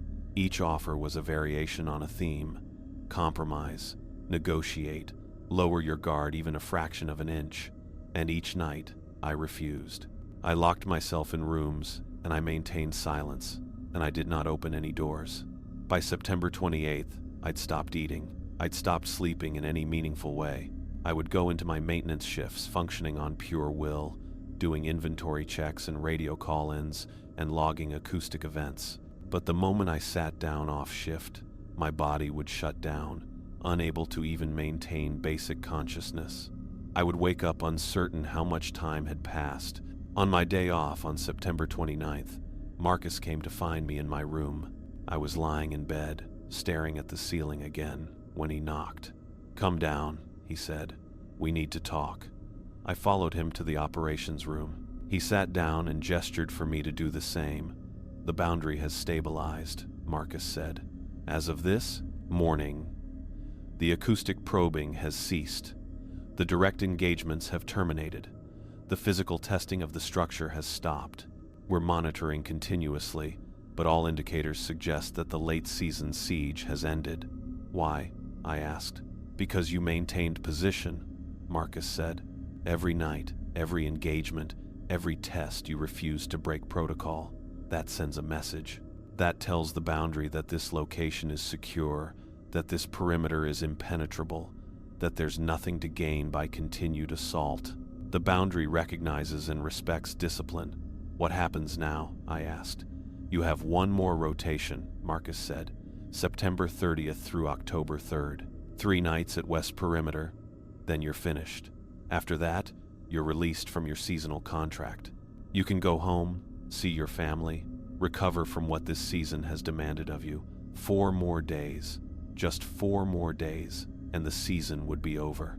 "Will there be more engagements?" I asked. "Unlikely," Marcus said. "The boundary has been established. The communications have ceased. West Perimeter should be quiet. It should feel like the early season again, just the baseline patrol, the standard protocols, the routine work." I nodded. I didn't believe him entirely, but I believed that the worst was over. My final rotation began on September 30th at West Perimeter. Marcus drove me out himself, something he didn't usually do. "You should know," he said as we were driving, "that what you've done this season is significant. Most rangers don't last through a full late-season rotation. Most of them either leave or break protocol. You maintained position through the entire month. You followed every amendment, every emergency protocol, every escalation. That means something here. That means you understand what this place is, and you're willing to maintain it." "Are you asking if I want to come back next season?" I asked. "I'm telling you that if you want to come back, there's a position for you," Marcus said. "We'd be glad to have you. The boundary is stronger for your work." I didn't answer. I didn't know if I wanted to come back. I knew I never wanted to leave, never wanted to go back to the world beyond the compound. But I also knew that leaving might be necessary, that stepping away from this place might be the only way to recover whatever part of myself I'd surrendered to maintain the protocols. Marcus dropped me at West Perimeter and left me with a final instruction. "Your shift ends October 2nd at 6 a.m. I'll pick you up personally. After that, you're transitioning out. Enjoy the quiet. You've earned it." The first night at West Perimeter was genuinely quiet. No acoustic events, no direct engagements, no testing of the boundary. I did my radio check-ins on schedule. I did my inventory checks. I maintained position standing upright as the amended protocols required, but nothing assaulted me. Nothing tried to get inside. It was a strange sensation, standing in a sealed building with nothing trying to breach it, nothing trying to convince me to compromise. It felt like being in a vacuum, like the world had gone away entirely. The second night was similar, a genuine, profound quiet. I could hear the wind through the trees and the settling of the building and the occasional distant animal sound, but nothing that required me to report or respond or lock myself in a room. By the third night, October 2nd, I'd almost forgotten what it felt like to be in a sealed station where nothing was trying to get in. I did my evening protocol, covered the windows, made dinner, and settled in to wait for the final night shift to pass. But around midnight, I heard something different. It wasn't a direct engagement. It wasn't an acoustic probe or a physical test of the boundary. It was a sound like someone weeping quiet, but audible, coming from outside the station. Not calling for help, not trying to manipulate or convince. Just the sound of crying, of someone in distress. I immediately went to the radio to report it to dispatch. But before I could press the button, I stopped. Marcus had said the engagements would cease. He'd said the boundary would be quiet. But this didn't sound like the boundary testing me. This sounded like something on the other side of the boundary that was in genuine distress. I stood there, hand on the radio, listening to the sound of weeping. And I realized, for the first time since I'd started this job, that I didn't fully understand what was on the other side of the boundary. I didn't know if it was hostile or if it was trapped. I didn't know if the boundary was designed to keep something dangerous out or to keep something out or to keep something contained inside. I'd spent the entire season assuming that maintaining the boundary was good, that the protocols were there to protect me and the broader world. But what if the protocols were there for a different reason? What if I'd spent the entire season participating in something far more complicated than security? I pressed the radio button. West Perimeter to dispatch. I have an acoustic event at approximately 23:45 hours. Sound consistent with human weeping. Duration approximately 2 minutes. Originating from exterior of station. Event has now terminated. Awaiting. Instruction. Copy West Perimeter, Rodriguez said. His voice was carefully neutral. Acknowledge the event has terminated? Affirmative, I said. Sound has ceased. Then log it and maintain position, Rodriguez said. That's all you need to do. But I thought I heard something in his voice that I'd never heard before. Uncertainty, perhaps, or the tiniest edge of sympathy, like he understood something about what I'd just heard that went beyond the operational protocols. I logged the event and maintained position for the remainder of the night. No further sounds, no further events, just the deep quiet of a place where a boundary had been established and maintained. At 6 a.m., Marcus arrived to relieve me. He looked at the logbook entries and nodded. You heard something last night, he said. It wasn't a question. Yes, I said, weeping. I reported it. Good, Marcus said. You maintained protocol. That's what matters. What was it? I asked. What do you think it was? Marcus said. I don't know, I said honestly. I don't think I've known what was on the other side of the boundary all season. I've just been following protocol, maintaining position, refusing engagement, but I don't actually know what I've been containing. Marcus was quiet for a long moment. He stood in the operations room of West Perimeter Station, looking at the covered windows and the sealed doors and the carefully maintained interior space. The boundary isn't between what's hostile and what's safe, Marcus said finally. It's not between a threat and innocence. It's a boundary between two ways of experiencing the world, between two different states of consciousness, between what is and what could be if the barriers fell away. What's on the other side isn't evil. It's just fundamentally different. And the protocols exist because if they're not maintained, if they're not strictly followed, the difference doesn't stay on the other side. It leaks through. It changes people. It transforms them into something new. Like what happened to the Ranger in 2015, I said. Yes, Marcus said. And like what could happen to any of us if we stop maintaining the boundary. The Ranger in 2015 opened a door and something else came in. Not physically, not literally, but in a way that was real enough to destroy his capacity to function in the ordinary world. The boundary exists to prevent that transformation. And you've spent the entire season proving that you can maintain it, that you can resist the pressure to let it down, that you can live in the disciplined space between two states of being. We drove back to the compound in silence. When we arrived, Marcus helped me to my room and told me to sleep. He said I didn't need to do anything else, that my season was concluded, that I should rest and recover. I slept for nearly 18 hours. When I woke up on October 3rd, I felt hollowed out. My body was functional, but something in me had been depleted entirely. I got up and looked at myself in the mirror. I'd lost more weight than I'd realized. My face was gaunt.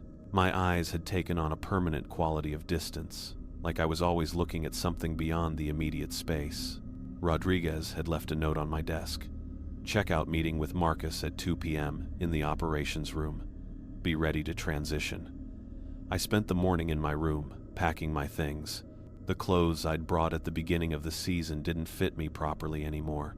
I packed them anyway. I packed the books I'd read, the toiletries, the photograph of my parents that I'd turned face down months ago. I packed everything I'd accumulated during the season into my suitcase. At 2 p.m., I went downstairs to meet Marcus. He was in the operations room with a file, the same kind of beige file he'd used for my initial briefing. Your season is concluded, Marcus said. You've successfully completed all operational requirements. You've maintained protocol compliance throughout, including during the late season escalation. Your performance was exemplary. He opened the file and slid a document across the desk. It was my final paycheck, plus a bonus equivalent to about 2 weeks of additional salary. This is compensation for the extended late season rotation, Marcus said. It's standard for Rangers who complete a full season.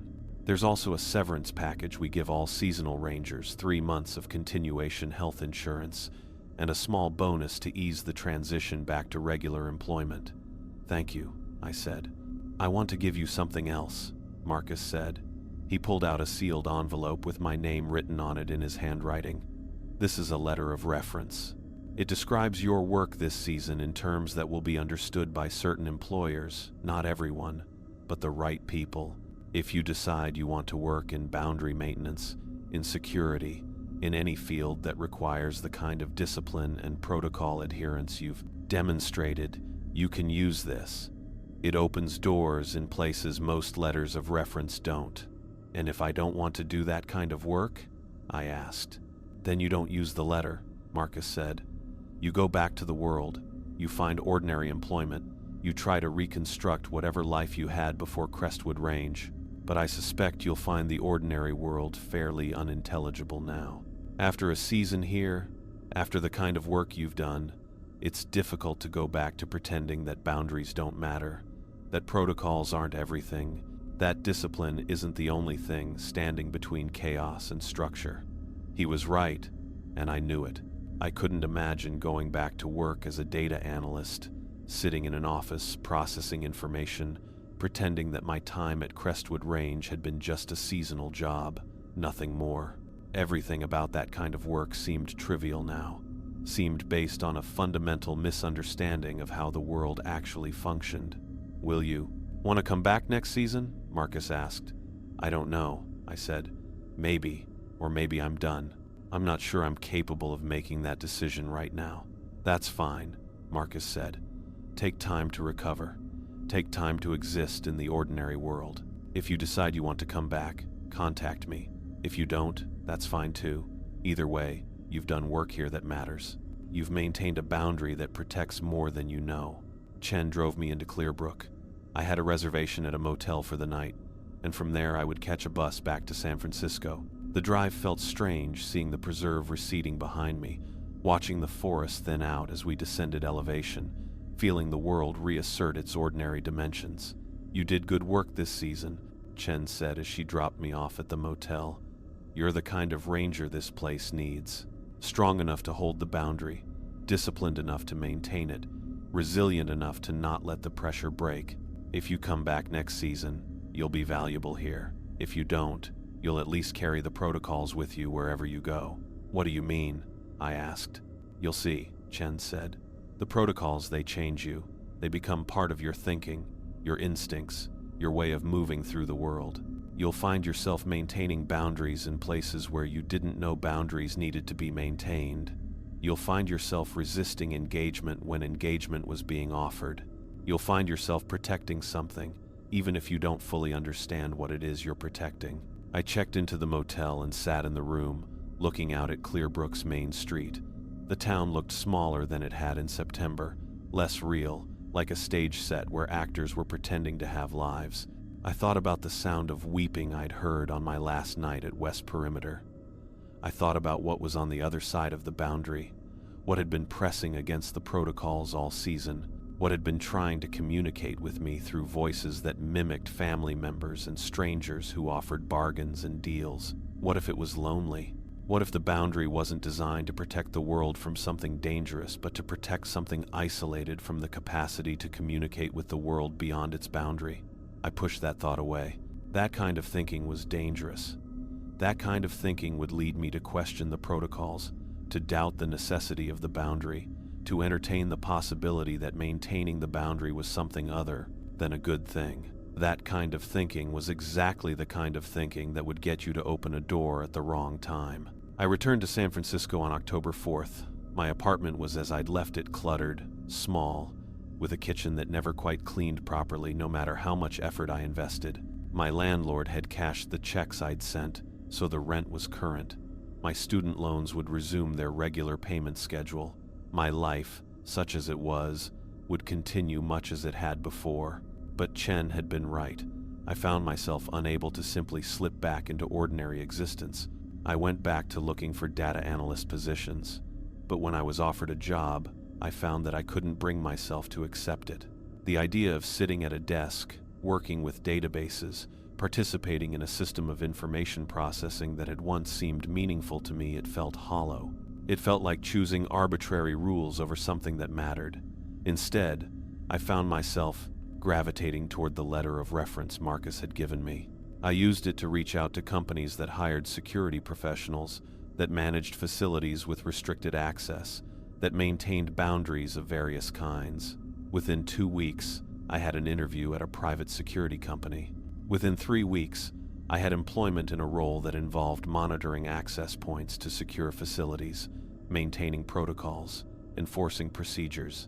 It was lower pay than the data analyst positions I'd turned down, but it felt correct in a way that nothing else seemed to. I was maintaining boundaries. I was following protocols. I was preventing unauthorized access, which was simply another form of the work I'd done at Crestwood Range. By November, I had settled into a new life that bore almost no relationship to the one I'd had before August. My apartment was cleaner. I'd organized it the same way I organized stations, with everything in precise placement, nothing unnecessary, everything serving a function. I'd created systems in my personal life that mimicked the protocols at Crestwood Range, specific times for specific activities, careful monitoring of my intake, food, information, social interaction, a disciplined approach to every hour of my day. My landlord thought I was recovering from something serious. My few friends thought I'd become obsessive and distant. Neither of them knew that I was simply maintaining the protocols that had become foundational to who I was. In December, I received a phone call from Marcus. He identified himself and said he was checking in to see how I was adjusting. "I'm maintaining position," I said. There was a pause, and then Marcus said, "Good. That's what I expected to hear. I've been thinking about next season," I said. "I'd like to come back." "I thought you might," Marcus said. "The position will be waiting for you. May 1st, as before. We'll have enhanced stations ready, new upgrades based on your observations and performance from this season. We're learning from you. We're improving the boundary based on what you taught us about how resilience works." "What about the engagements?" I asked. "The direct contact, the voices, the psychological assault?" "That will continue as long as there's a boundary to maintain," Marcus said. "But you know how to resist it now. You've built your discipline. The next season will be harder in some ways, easier in others. The thing on the other side will have learned from what happened this year too. It will try new approaches, but you'll be ready." After we hung up, I stood at my apartment window and looked out at San Francisco, the city spread out in its complicated disorder, all the people maintaining their complicated lives without knowing anything about boundaries or protocols, or the work that was being done in the remote places where such things mattered. I realized that Marcus had been right about something. The protocols had changed me in ways that went beyond the surface. I couldn't stop maintaining boundaries now. Even in ordinary life, I was constantly identifying perimeters, establishing protocols, managing access. In my security work, I'd already implemented systems that my coworkers found excessive redundant checks, multiple layers of verification, careful logging of every event. But they worked. The facilities I managed had lower breach rates than any comparable sites. The protocols were proving their value outside of Crestwood Range. This, I understood, was what Marcus had meant when he said that the boundaries didn't stay on the other side of the boundary. They leaked through. They transformed people. And the transformation wasn't a corruption, it was a refinement. It was the realization that discipline and protocol weren't restrictions. They were the only things standing between order and chaos. In January, I received a package from Marcus. Inside was a new file, updated protocols for the upcoming season, new amendments that had been developed over the winter, strategic documents about the boundary and how to maintain it under various conditions. There was also a letter. "The boundary is stronger than it has been in years. Your work contributed significantly to that. We've been monitoring the other side continuously since the end of the season, and the acoustic activity has remained minimal. Whatever is there has learned to respect the barrier. But this doesn't mean the danger has passed. If anything, a quiet boundary is often the most unstable one, because complacency leads to protocol deviation, and protocol deviation leads to breach. This season, we'll be implementing a new phase of the program. Not just maintaining the boundary, but actively reinforcing it. We're working with materials and techniques that go beyond what we used this year.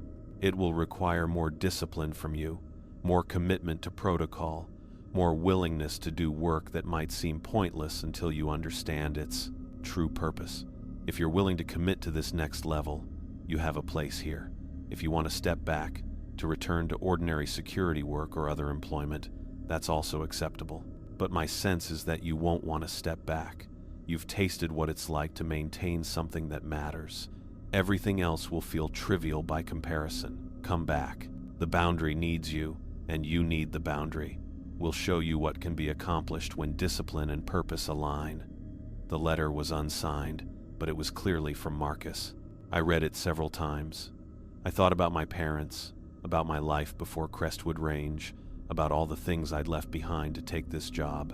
I thought about the sound of weeping at West Perimeter, about what might be on the other side of the boundary, about whether what I was doing was actually protection or actually something more complicated than that. But then I thought about the protocols. I thought about standing upright for entire nights, about resisting every manipulation and compromise, about maintaining position when everything was pushing to make me deviate. I thought about how good it had felt, in a way that nothing else had ever felt good, to be part of something disciplined, something that mattered, something that required absolute commitment. I sealed the letter back in its envelope. I packed it with the updated protocols. I contacted the security company I was working for and informed them that I wouldn't be returning in May. I would be taking a seasonal position elsewhere. On May 1st of the following year, I reported back to Crestwood Range. The compound looked exactly as it had the year before, but the main station had been transformed. The exterior armoring had been upgraded. The interior had been redesigned to optimize protocol adherence. There was new equipment I didn't recognize, new systems for monitoring and logging acoustic events. Marcus greeted me with what might have been a smile. "Welcome back," he said. "I see you've maintained your discipline through the off-season. Good. You're going to need it. This year, the boundary work is going to push you beyond anything you experienced last season. We're moving into active reinforcement phase, which means we're not just defending against breach attempts, we're actually strengthening the boundary itself, pushing back against the other side, consolidating our perimeter." "How do I do that?" I asked. "You'll learn," Marcus said. "We have protocols for everything.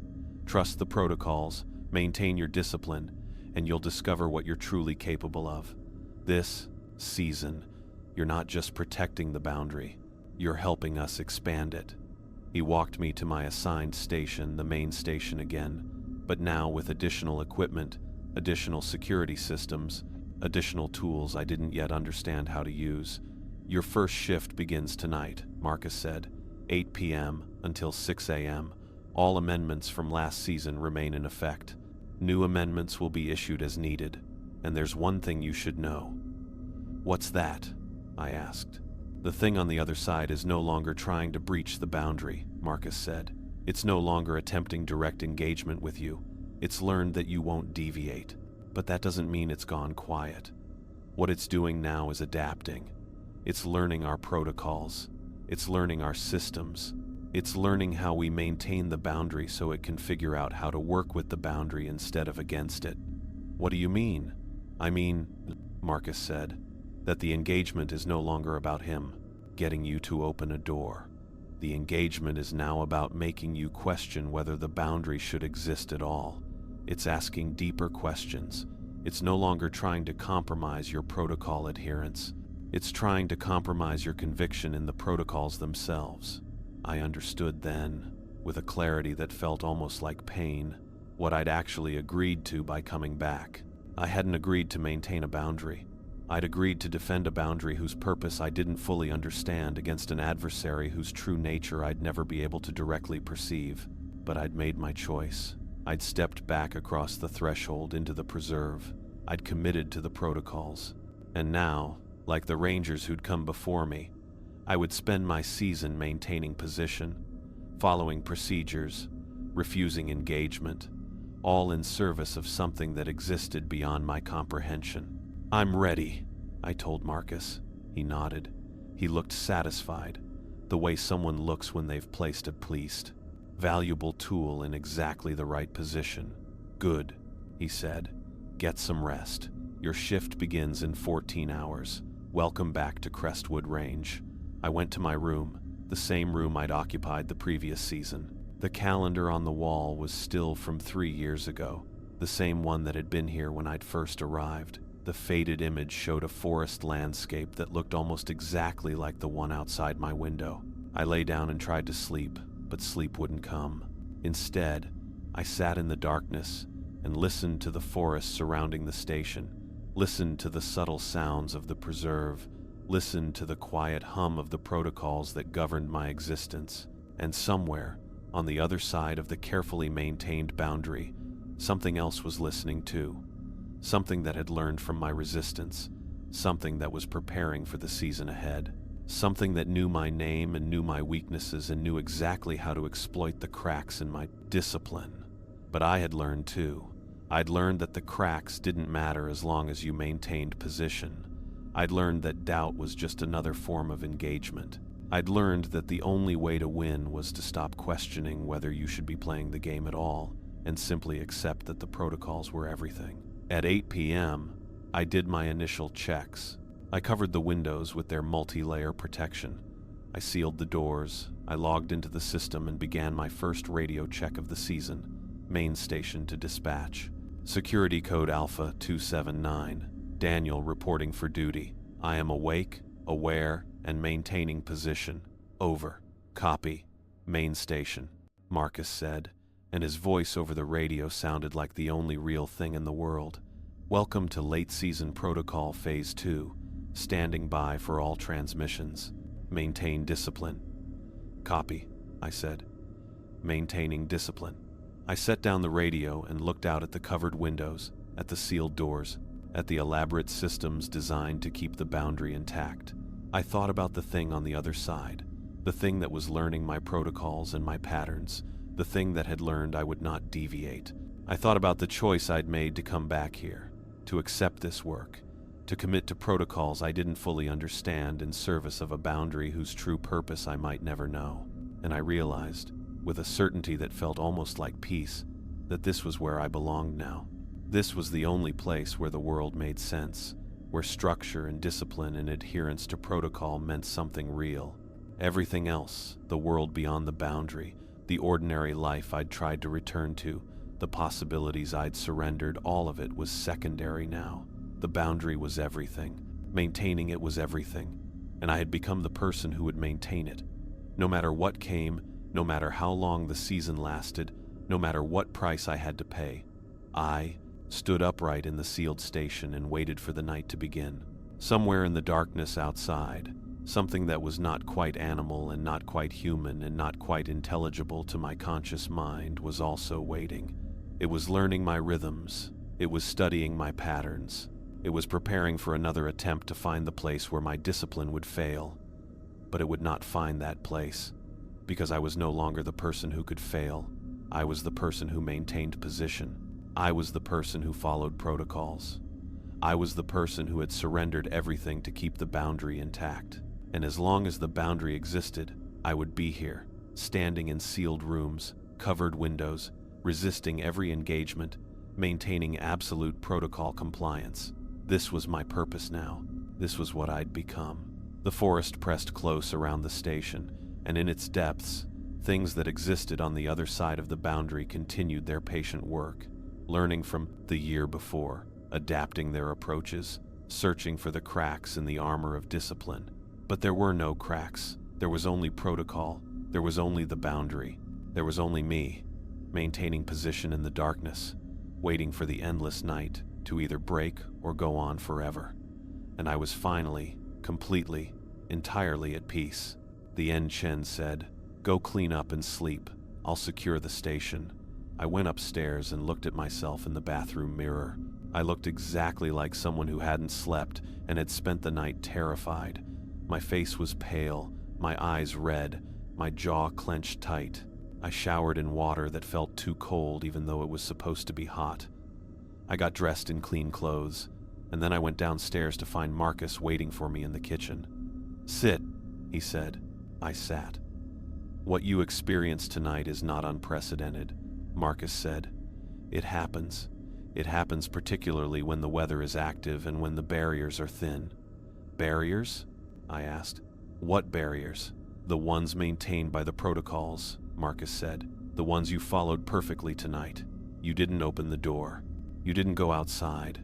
You didn't investigate the sounds. You maintained continuous awareness of the interior of the building. You did everything right. But what was out there?" Marcus didn't answer immediately. He stood up and walked to the window, looking out at the wet forest, at the damage the storm had done to the landscaping around the compound. "I've worked in forest preservation for 32 years, he said. "I've seen things in national parks and wildlife preserves that I can't explain. Things that don't fit into standard taxonomies. This job, this position, this preserve, it's not about protecting wildlife from humans. It's about maintaining a boundary. It's about ensuring that certain things stay on one side of a line and certain other things stay on the other side." "What things?" I whispered. "Things that don't exist on a map," Marcus said. "Things that don't appear in any official record. Things that can be managed if protocols are followed. and things that create a great deal of difficulty if protocols are broken. I wanted to ask more, but I knew I wouldn't get more specific answers. Marcus had given me as much clarity as he was willing to provide. "You did good work tonight," he said finally. "You followed protocol. You maintained position. You reported everything. That's what keeps things stable. That's what keeps the boundary intact. Do you understand?" "I think so," I said. "Good. You're off rotation starting now. You won't work again until tomorrow night at West Perimeter. Get sleep. Eat well. Do whatever you need to do to feel steady." I went to my room and lay in bed, but I didn't sleep. I lay in the darkness and thought about boundaries, about barriers, about what kind of things might exist in a forest that required such elaborate protocols to contain. The next day, I barely left my room except to eat. I sat on the bed and read, but the words didn't register. I stared at the wall and thought about the sounds of the night before, about the precise, deliberate quality of those footsteps, about the hand on the door handle. By late afternoon, I was going stir-crazy. I went down to the kitchen and made coffee. Marcus was there, doing paperwork at the table. "How are you feeling?" "Dot," he asked. "Better." I lied. "Rested." "Good. I want to show you something." He stood up and gestured for me to follow him. We went to the equipment shed. Marcus unlocked it with a key and pushed open the heavy door. The interior was organized, and austere shelves of batteries and supplies, a wall of tools, and in the center of the room, a large wooden crate with environmental controls, fragile, stenciled on the side. "This," Marcus said, "is one of the primary tools we use to maintain the boundary. It contains specialized materials that create a perimeter effect. These materials need to be refreshed quarterly, and they're monitored constantly. What you experienced last night was a breach attempt at the boundary, something on the other side trying to determine the strength of the barrier. We responded by creating temporary amendments to your protocols, which increased your effectiveness as part of the overall containment system." "I don't understand," I said. "You don't need to," Marcus said. "You just need to understand that your role here is to maintain protocols that, collectively, maintain a boundary. When you follow the protocols precisely, the boundary stays intact. When you deviate from them, the boundary weakens. That's all you need to know." He locked the shed back up, and we walked back to the main station without saying anything else. That evening, I prepared for my night shift at West Perimeter. I packed my supplies. I mentally reviewed the protocols, and I tried to quiet the part of my mind that was still processing what had happened the night before. Chen drove me out to West Perimeter at 7 p.m. The drive was quiet. She didn't ask about the previous night's incident, and I didn't offer information. "You'll be okay out here," she said as she dropped me off. "West Perimeter is quiet. It's the most stable of the 3 locations. You won't have issues." "Have you experienced incidents here?" I asked. "Not like at the main station," she said. "West Perimeter is different. It's older. The protocols have been in place here longer, and the boundary is more established. You'll feel it when you get inside. It's a different quality of quiet." I didn't know what she meant until I was actually in the station. Doors locked, windows covered, the night settling around me. There was a quality to the silence here that was unlike anywhere else. It wasn't the silence of emptiness. It was the silence of something understood, something accepted. It was the silence of a system in perfect equilibrium. I did my initial checks, made dinner, and settled in to wait for the long night ahead. The weather was clear. The temperature was dropping. The thermometer outside read 39 degrees Fahrenheit at 8 p.m. At midnight, I heard a voice. It was muffled, as if coming through several layers of barrier, but it was unmistakably human. It was calling a name, my name. "Daniel, Daniel, can you hear me? Daniel, I need help." It was my mother's voice. My mother, who had suffered a stroke 7 years ago and had never recovered her full speech. My mother, who lived in a care facility 200 miles away, who I hadn't seen since I started this job. My mother, whose voice I hadn't heard in weeks. I stood up from the desk. Every protocol screamed at me not to respond, not to investigate, not to open the door or go outside. But it was my mother's voice, and she was asking for help. "Don't," I whispered. The voice came again. "Daniel, please, Something's wrong. I need you to come help me. Please, sweetheart. I looked at the covered window. I looked at the locked door. I looked at the radio, which was sitting on the desk beside me, and I thought about reporting this to dispatch. But what would I report? That I was hearing my mother's voice calling from outside a perimeter station in the middle of the night? That I was being tested? Because I knew, with a certainty that went beyond rational thought, that this was a test. This was something trying to determine if I would break protocol.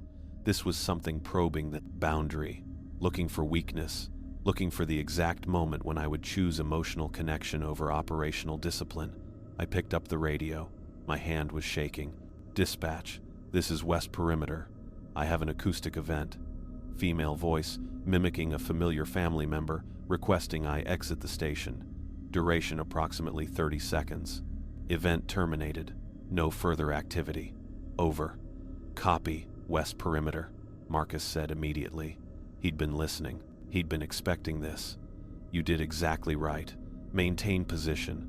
Stay strong. The event will not recur. Copy, I said, and I set the radio down. I sat very still in the darkness, listening to the quiet of the station. I didn't cry. I didn't scream. I did nothing but maintain position, exactly as Marcus had instructed. The voice didn't come again. The rest of the night was completely silent, and when 6 a.m. came and my shift ended, I felt like I'd passed through some threshold that I couldn't quite articulate. I'd been tested, I'd maintained protocol, and in doing so, I'd participated in something that went far beyond what I'd initially understood this job to be. Rodriguez came to relieve me at 6 a.m. He took one look at my face and didn't ask any questions. He just settled in as if it was any other morning. The drive back to the main station was quiet. I sat in the passenger seat and stared out at the forest, feeling like I was seeing it from behind thick glass, like I was no longer quite part of the world I was driving through. The amendments began to arrive the following day, printed and placed in my mailbox at the main station. They were numbered sequentially, beginning with Amendment 1, and they arrived at a rate of approximately 1 per day. Amendment 1 dated May 31st.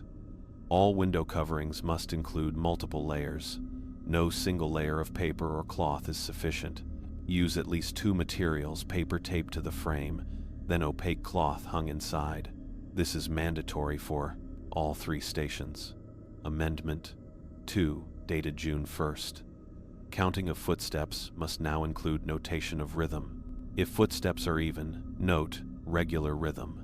If they appear to deviate, a pause, a skip, a limping quality note, irregular rhythm, and describe the deviation specifically. This distinction is critical for boundary monitoring. Amendment 3, dated June 2nd. Should you hear a familiar voice calling from outside during night hours, you must immediately log the specific name being called and the relationship of the person to you. You will not respond. You will radio dispatch with the name and relationship. This is mandatory reporting, no exceptions. Amendment 4, dated June 3rd. Door locks must now include backup mechanisms. We are providing deadbolts for all interior doors. These will be installed by Rodriguez this week. You will lock both the primary lock and the backup lock when in protocol lock mode. This provides redundant security. Amendment 5, dated June 4th. Radio check frequency increases from every 60 minutes to every 30 minutes during night shifts. Channels 3 and 6 remain primary. Add Channel 9 to your check sequence, rotating through all 3 channels during each 30-minute check. Amendment 6, dated June 5th. New perimeter monitoring procedure. If you observe any damage to the building exterior, broken window, door frame cracked, siding pulled away, you will immediately contact dispatch and maintain position inside the building. You will not attempt repairs. You will not investigate damage. You will wait for authorization before interacting with any structural compromise. Amendment 7, dated June 6th. The equipment shed is now restricted to Marcus only. You no longer have authorization to access it. If you need supplies that are kept in the equipment shed, you request them from Marcus or Rodriguez by radio, and they will be delivered to you during shift change. Do not attempt to access the shed. The amendments came with an informal note from Marcus. These are enhancements to protocol based on observed seasonal conditions and boundary behavior. They represent cumulative wisdom from multiple seasons and multiple rangers. Follow them as precisely as you follow the original 14 rules. By the middle of June, my understanding of this job had transformed completely. I was no longer working at a park ranger station. I was maintaining a boundary between two states of existence, following elaborate protocols that prevented something, or things from crossing from one side to the other. But the specifics remained frustratingly vague. Marcus would occasionally reference the precedent from 2019 or the incident that occurred before you arrived, but he wouldn't elaborate. Chen, when I saw her briefly during one of my off-rotation days, would talk around the subject, referring to incidents and breaches, without actually describing what those meant. The only person who gave me any direct information was Rodriguez. One evening in late June, I found him in the break room watching television, a rerun of a basketball game he clearly wasn't paying attention to. "How long have you been doing this?" I asked. 3 years, Rodriguez said. "Summer seasons only, like you." "Did you ever want to ask questions that go beyond the operational procedures?" "Sure," he said. "I asked a lot of questions in my first season. Marcus didn't answer most of them, but eventually I stopped asking. Why? Because I realized that the not knowing was part of the safety mechanism," Rodriguez said. He turned off the television. "Think about it this way. If I knew exactly what I was guarding against, if I knew exactly what was on the other side of that boundary, I'd be tempted to investigate. I'd be curious. Curiosity is a weakness in a situation like this. Not knowing keeps you focused on the protocol, on the procedure, on maintaining the boundary. If you don't fully understand what the boundary is protecting against, you can't be tempted to study it or test it or communicate with it. You just maintain position. But doesn't that bother you, not knowing what you're dealing with?" "Not as much as it would bother me to know," Rodriguez said. "Trust me on that." The incidents increased in frequency as June progressed. Not incidents that threatened the boundary in any active sense, but acoustic events, attempted boundary probing, testing of protocols. On June 8th, at West Perimeter, I heard what sounded like a child singing just a few bars of a melody that might have been familiar, sung in a child's voice, before abruptly stopping. I reported it to dispatch. Marcus confirmed it was boundary noise and instructed me to log it and maintain position. On June 12th, at East Perimeter, I heard what sounded like a conversation happening outside the station, as if two people were discussing something in low voices just beyond the covered window. I couldn't make out the words, but I could hear the cadence of back and forth dialogue. When I reported it, Rodriguez said it was secondary resonance and was nothing to be concerned about. On June 16th, at the main station, I heard the sound of someone walking through the building, footsteps that seemed to be coming from upstairs, moving from the front of the building to the back. But when I cautiously looked at the building layout, I'd left all the interior doors open per the amended protocols. There was nowhere for someone to actually be. The footsteps were an acoustic artifact, perhaps, or something more disturbing, a sound that mimicked the signature of movement, without there being actual movement occurring. I logged all of these events. I maintained protocol. I reported them precisely, and slowly, I began to understand what Rodriguez meant about not knowing being a protective mechanism. The more frequently I encountered these boundary probes, the more I realized that there was a system at work.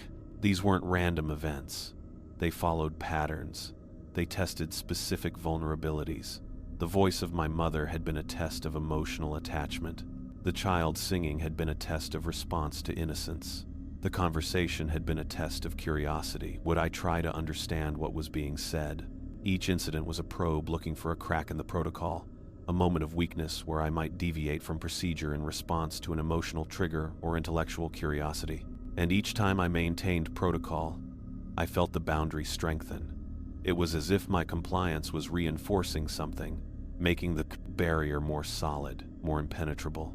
By early July, the pattern had become almost ritual. On July 1st, Rodriguez told me that the main station was scheduled for quarterly maintenance, and I would be spending the next 2 weeks rotating exclusively between East and West Perimeter. Marcus would be overseeing the maintenance operation, which would take approximately 10 days. What kind of maintenance? I asked. Equipment upgrades, infrastructure inspection, perimeter reinforcement, Rodriguez said. Standard quarterly procedure. Marcus has already started the process. The maintenance meant that I wouldn't see the main station for 14 days. I would work 7-day rotations, 4 nights at East Perimeter, 3 nights at West Perimeter, and then repeat the cycle twice. I would take my days off in town, sleeping in the Ranger's Lodge, a bunkhouse-style building that the park maintained in Clearbrook. My first rotation took me to East Perimeter for 4 consecutive nights, starting July 1st. The station felt different knowing that the main compound was undergoing active maintenance, as if that place was momentarily vulnerable, exposed. I wondered what kind of upgrades Marcus was conducting, what kind of reinforcements he was implementing. On the 3rd night of that rotation, July 3rd, at 2:37 a.m., I heard something that didn't fit the pattern of previous incidents. It was a sound like metal on metal, a deliberate striking, multiple strikes in sequence. Ting, ting, ting. A pause. Ting, ting, ting. Another pause. Ting, ting, ting. The sound was coming from the east side of the station, from the direction of the equipment cabinet where I kept backup supplies. I immediately got on the radio to dispatch. East Perimeter to dispatch. I have an acoustic event at 0237. Metallic striking sound, repetitive pattern, 3 strikes followed by pause, occurring on east side of station. Duration ongoing, waiting for further sound. Development. Copy. East Perimeter, Marcus said. His voice was tense in a way I hadn't heard before. Describe the impact sound. Is it a single point of impact or multiple? Single point, I said. Deliberate strikes. The pattern is very regular. 3 strikes, 2-second pause, 3 strikes, etc. Stand by, Marcus said. Rodriguez, I need you to check the main station perimeter immediately. Daniel, increase your alert status. Do not deviate from protocol, but heighten your attention. I didn't know what heightened alert status meant beyond what I was already doing. I was already awake, already listening, already maintaining position, but I did feel something shift, something tighten. The metallic strikes continued for approximately 2 minutes. Ting, ting, ting. Pause. Ting, ting, ting. Then they stopped. I waited. The station was silent except for the hum of the radio. East Perimeter, Marcus said quietly. The strikes have ceased. Affirmative. Approximately 0239. The strikes terminated. Understood. I want you to do an inventory check immediately. Full check canned goods, flashlights, first aid kit, water supply, gas furnace. Do it now. I did it. I went through every item methodically. Everything was intact. Everything was present. Nothing had been disturbed. Inventory complete, I reported. Everything is accounted for. Good. Rodriguez, what's your situation? Main station perimeter is clear, Rodriguez said through the radio. No damage, no breach. All materials intact. It's quiet here. Okay,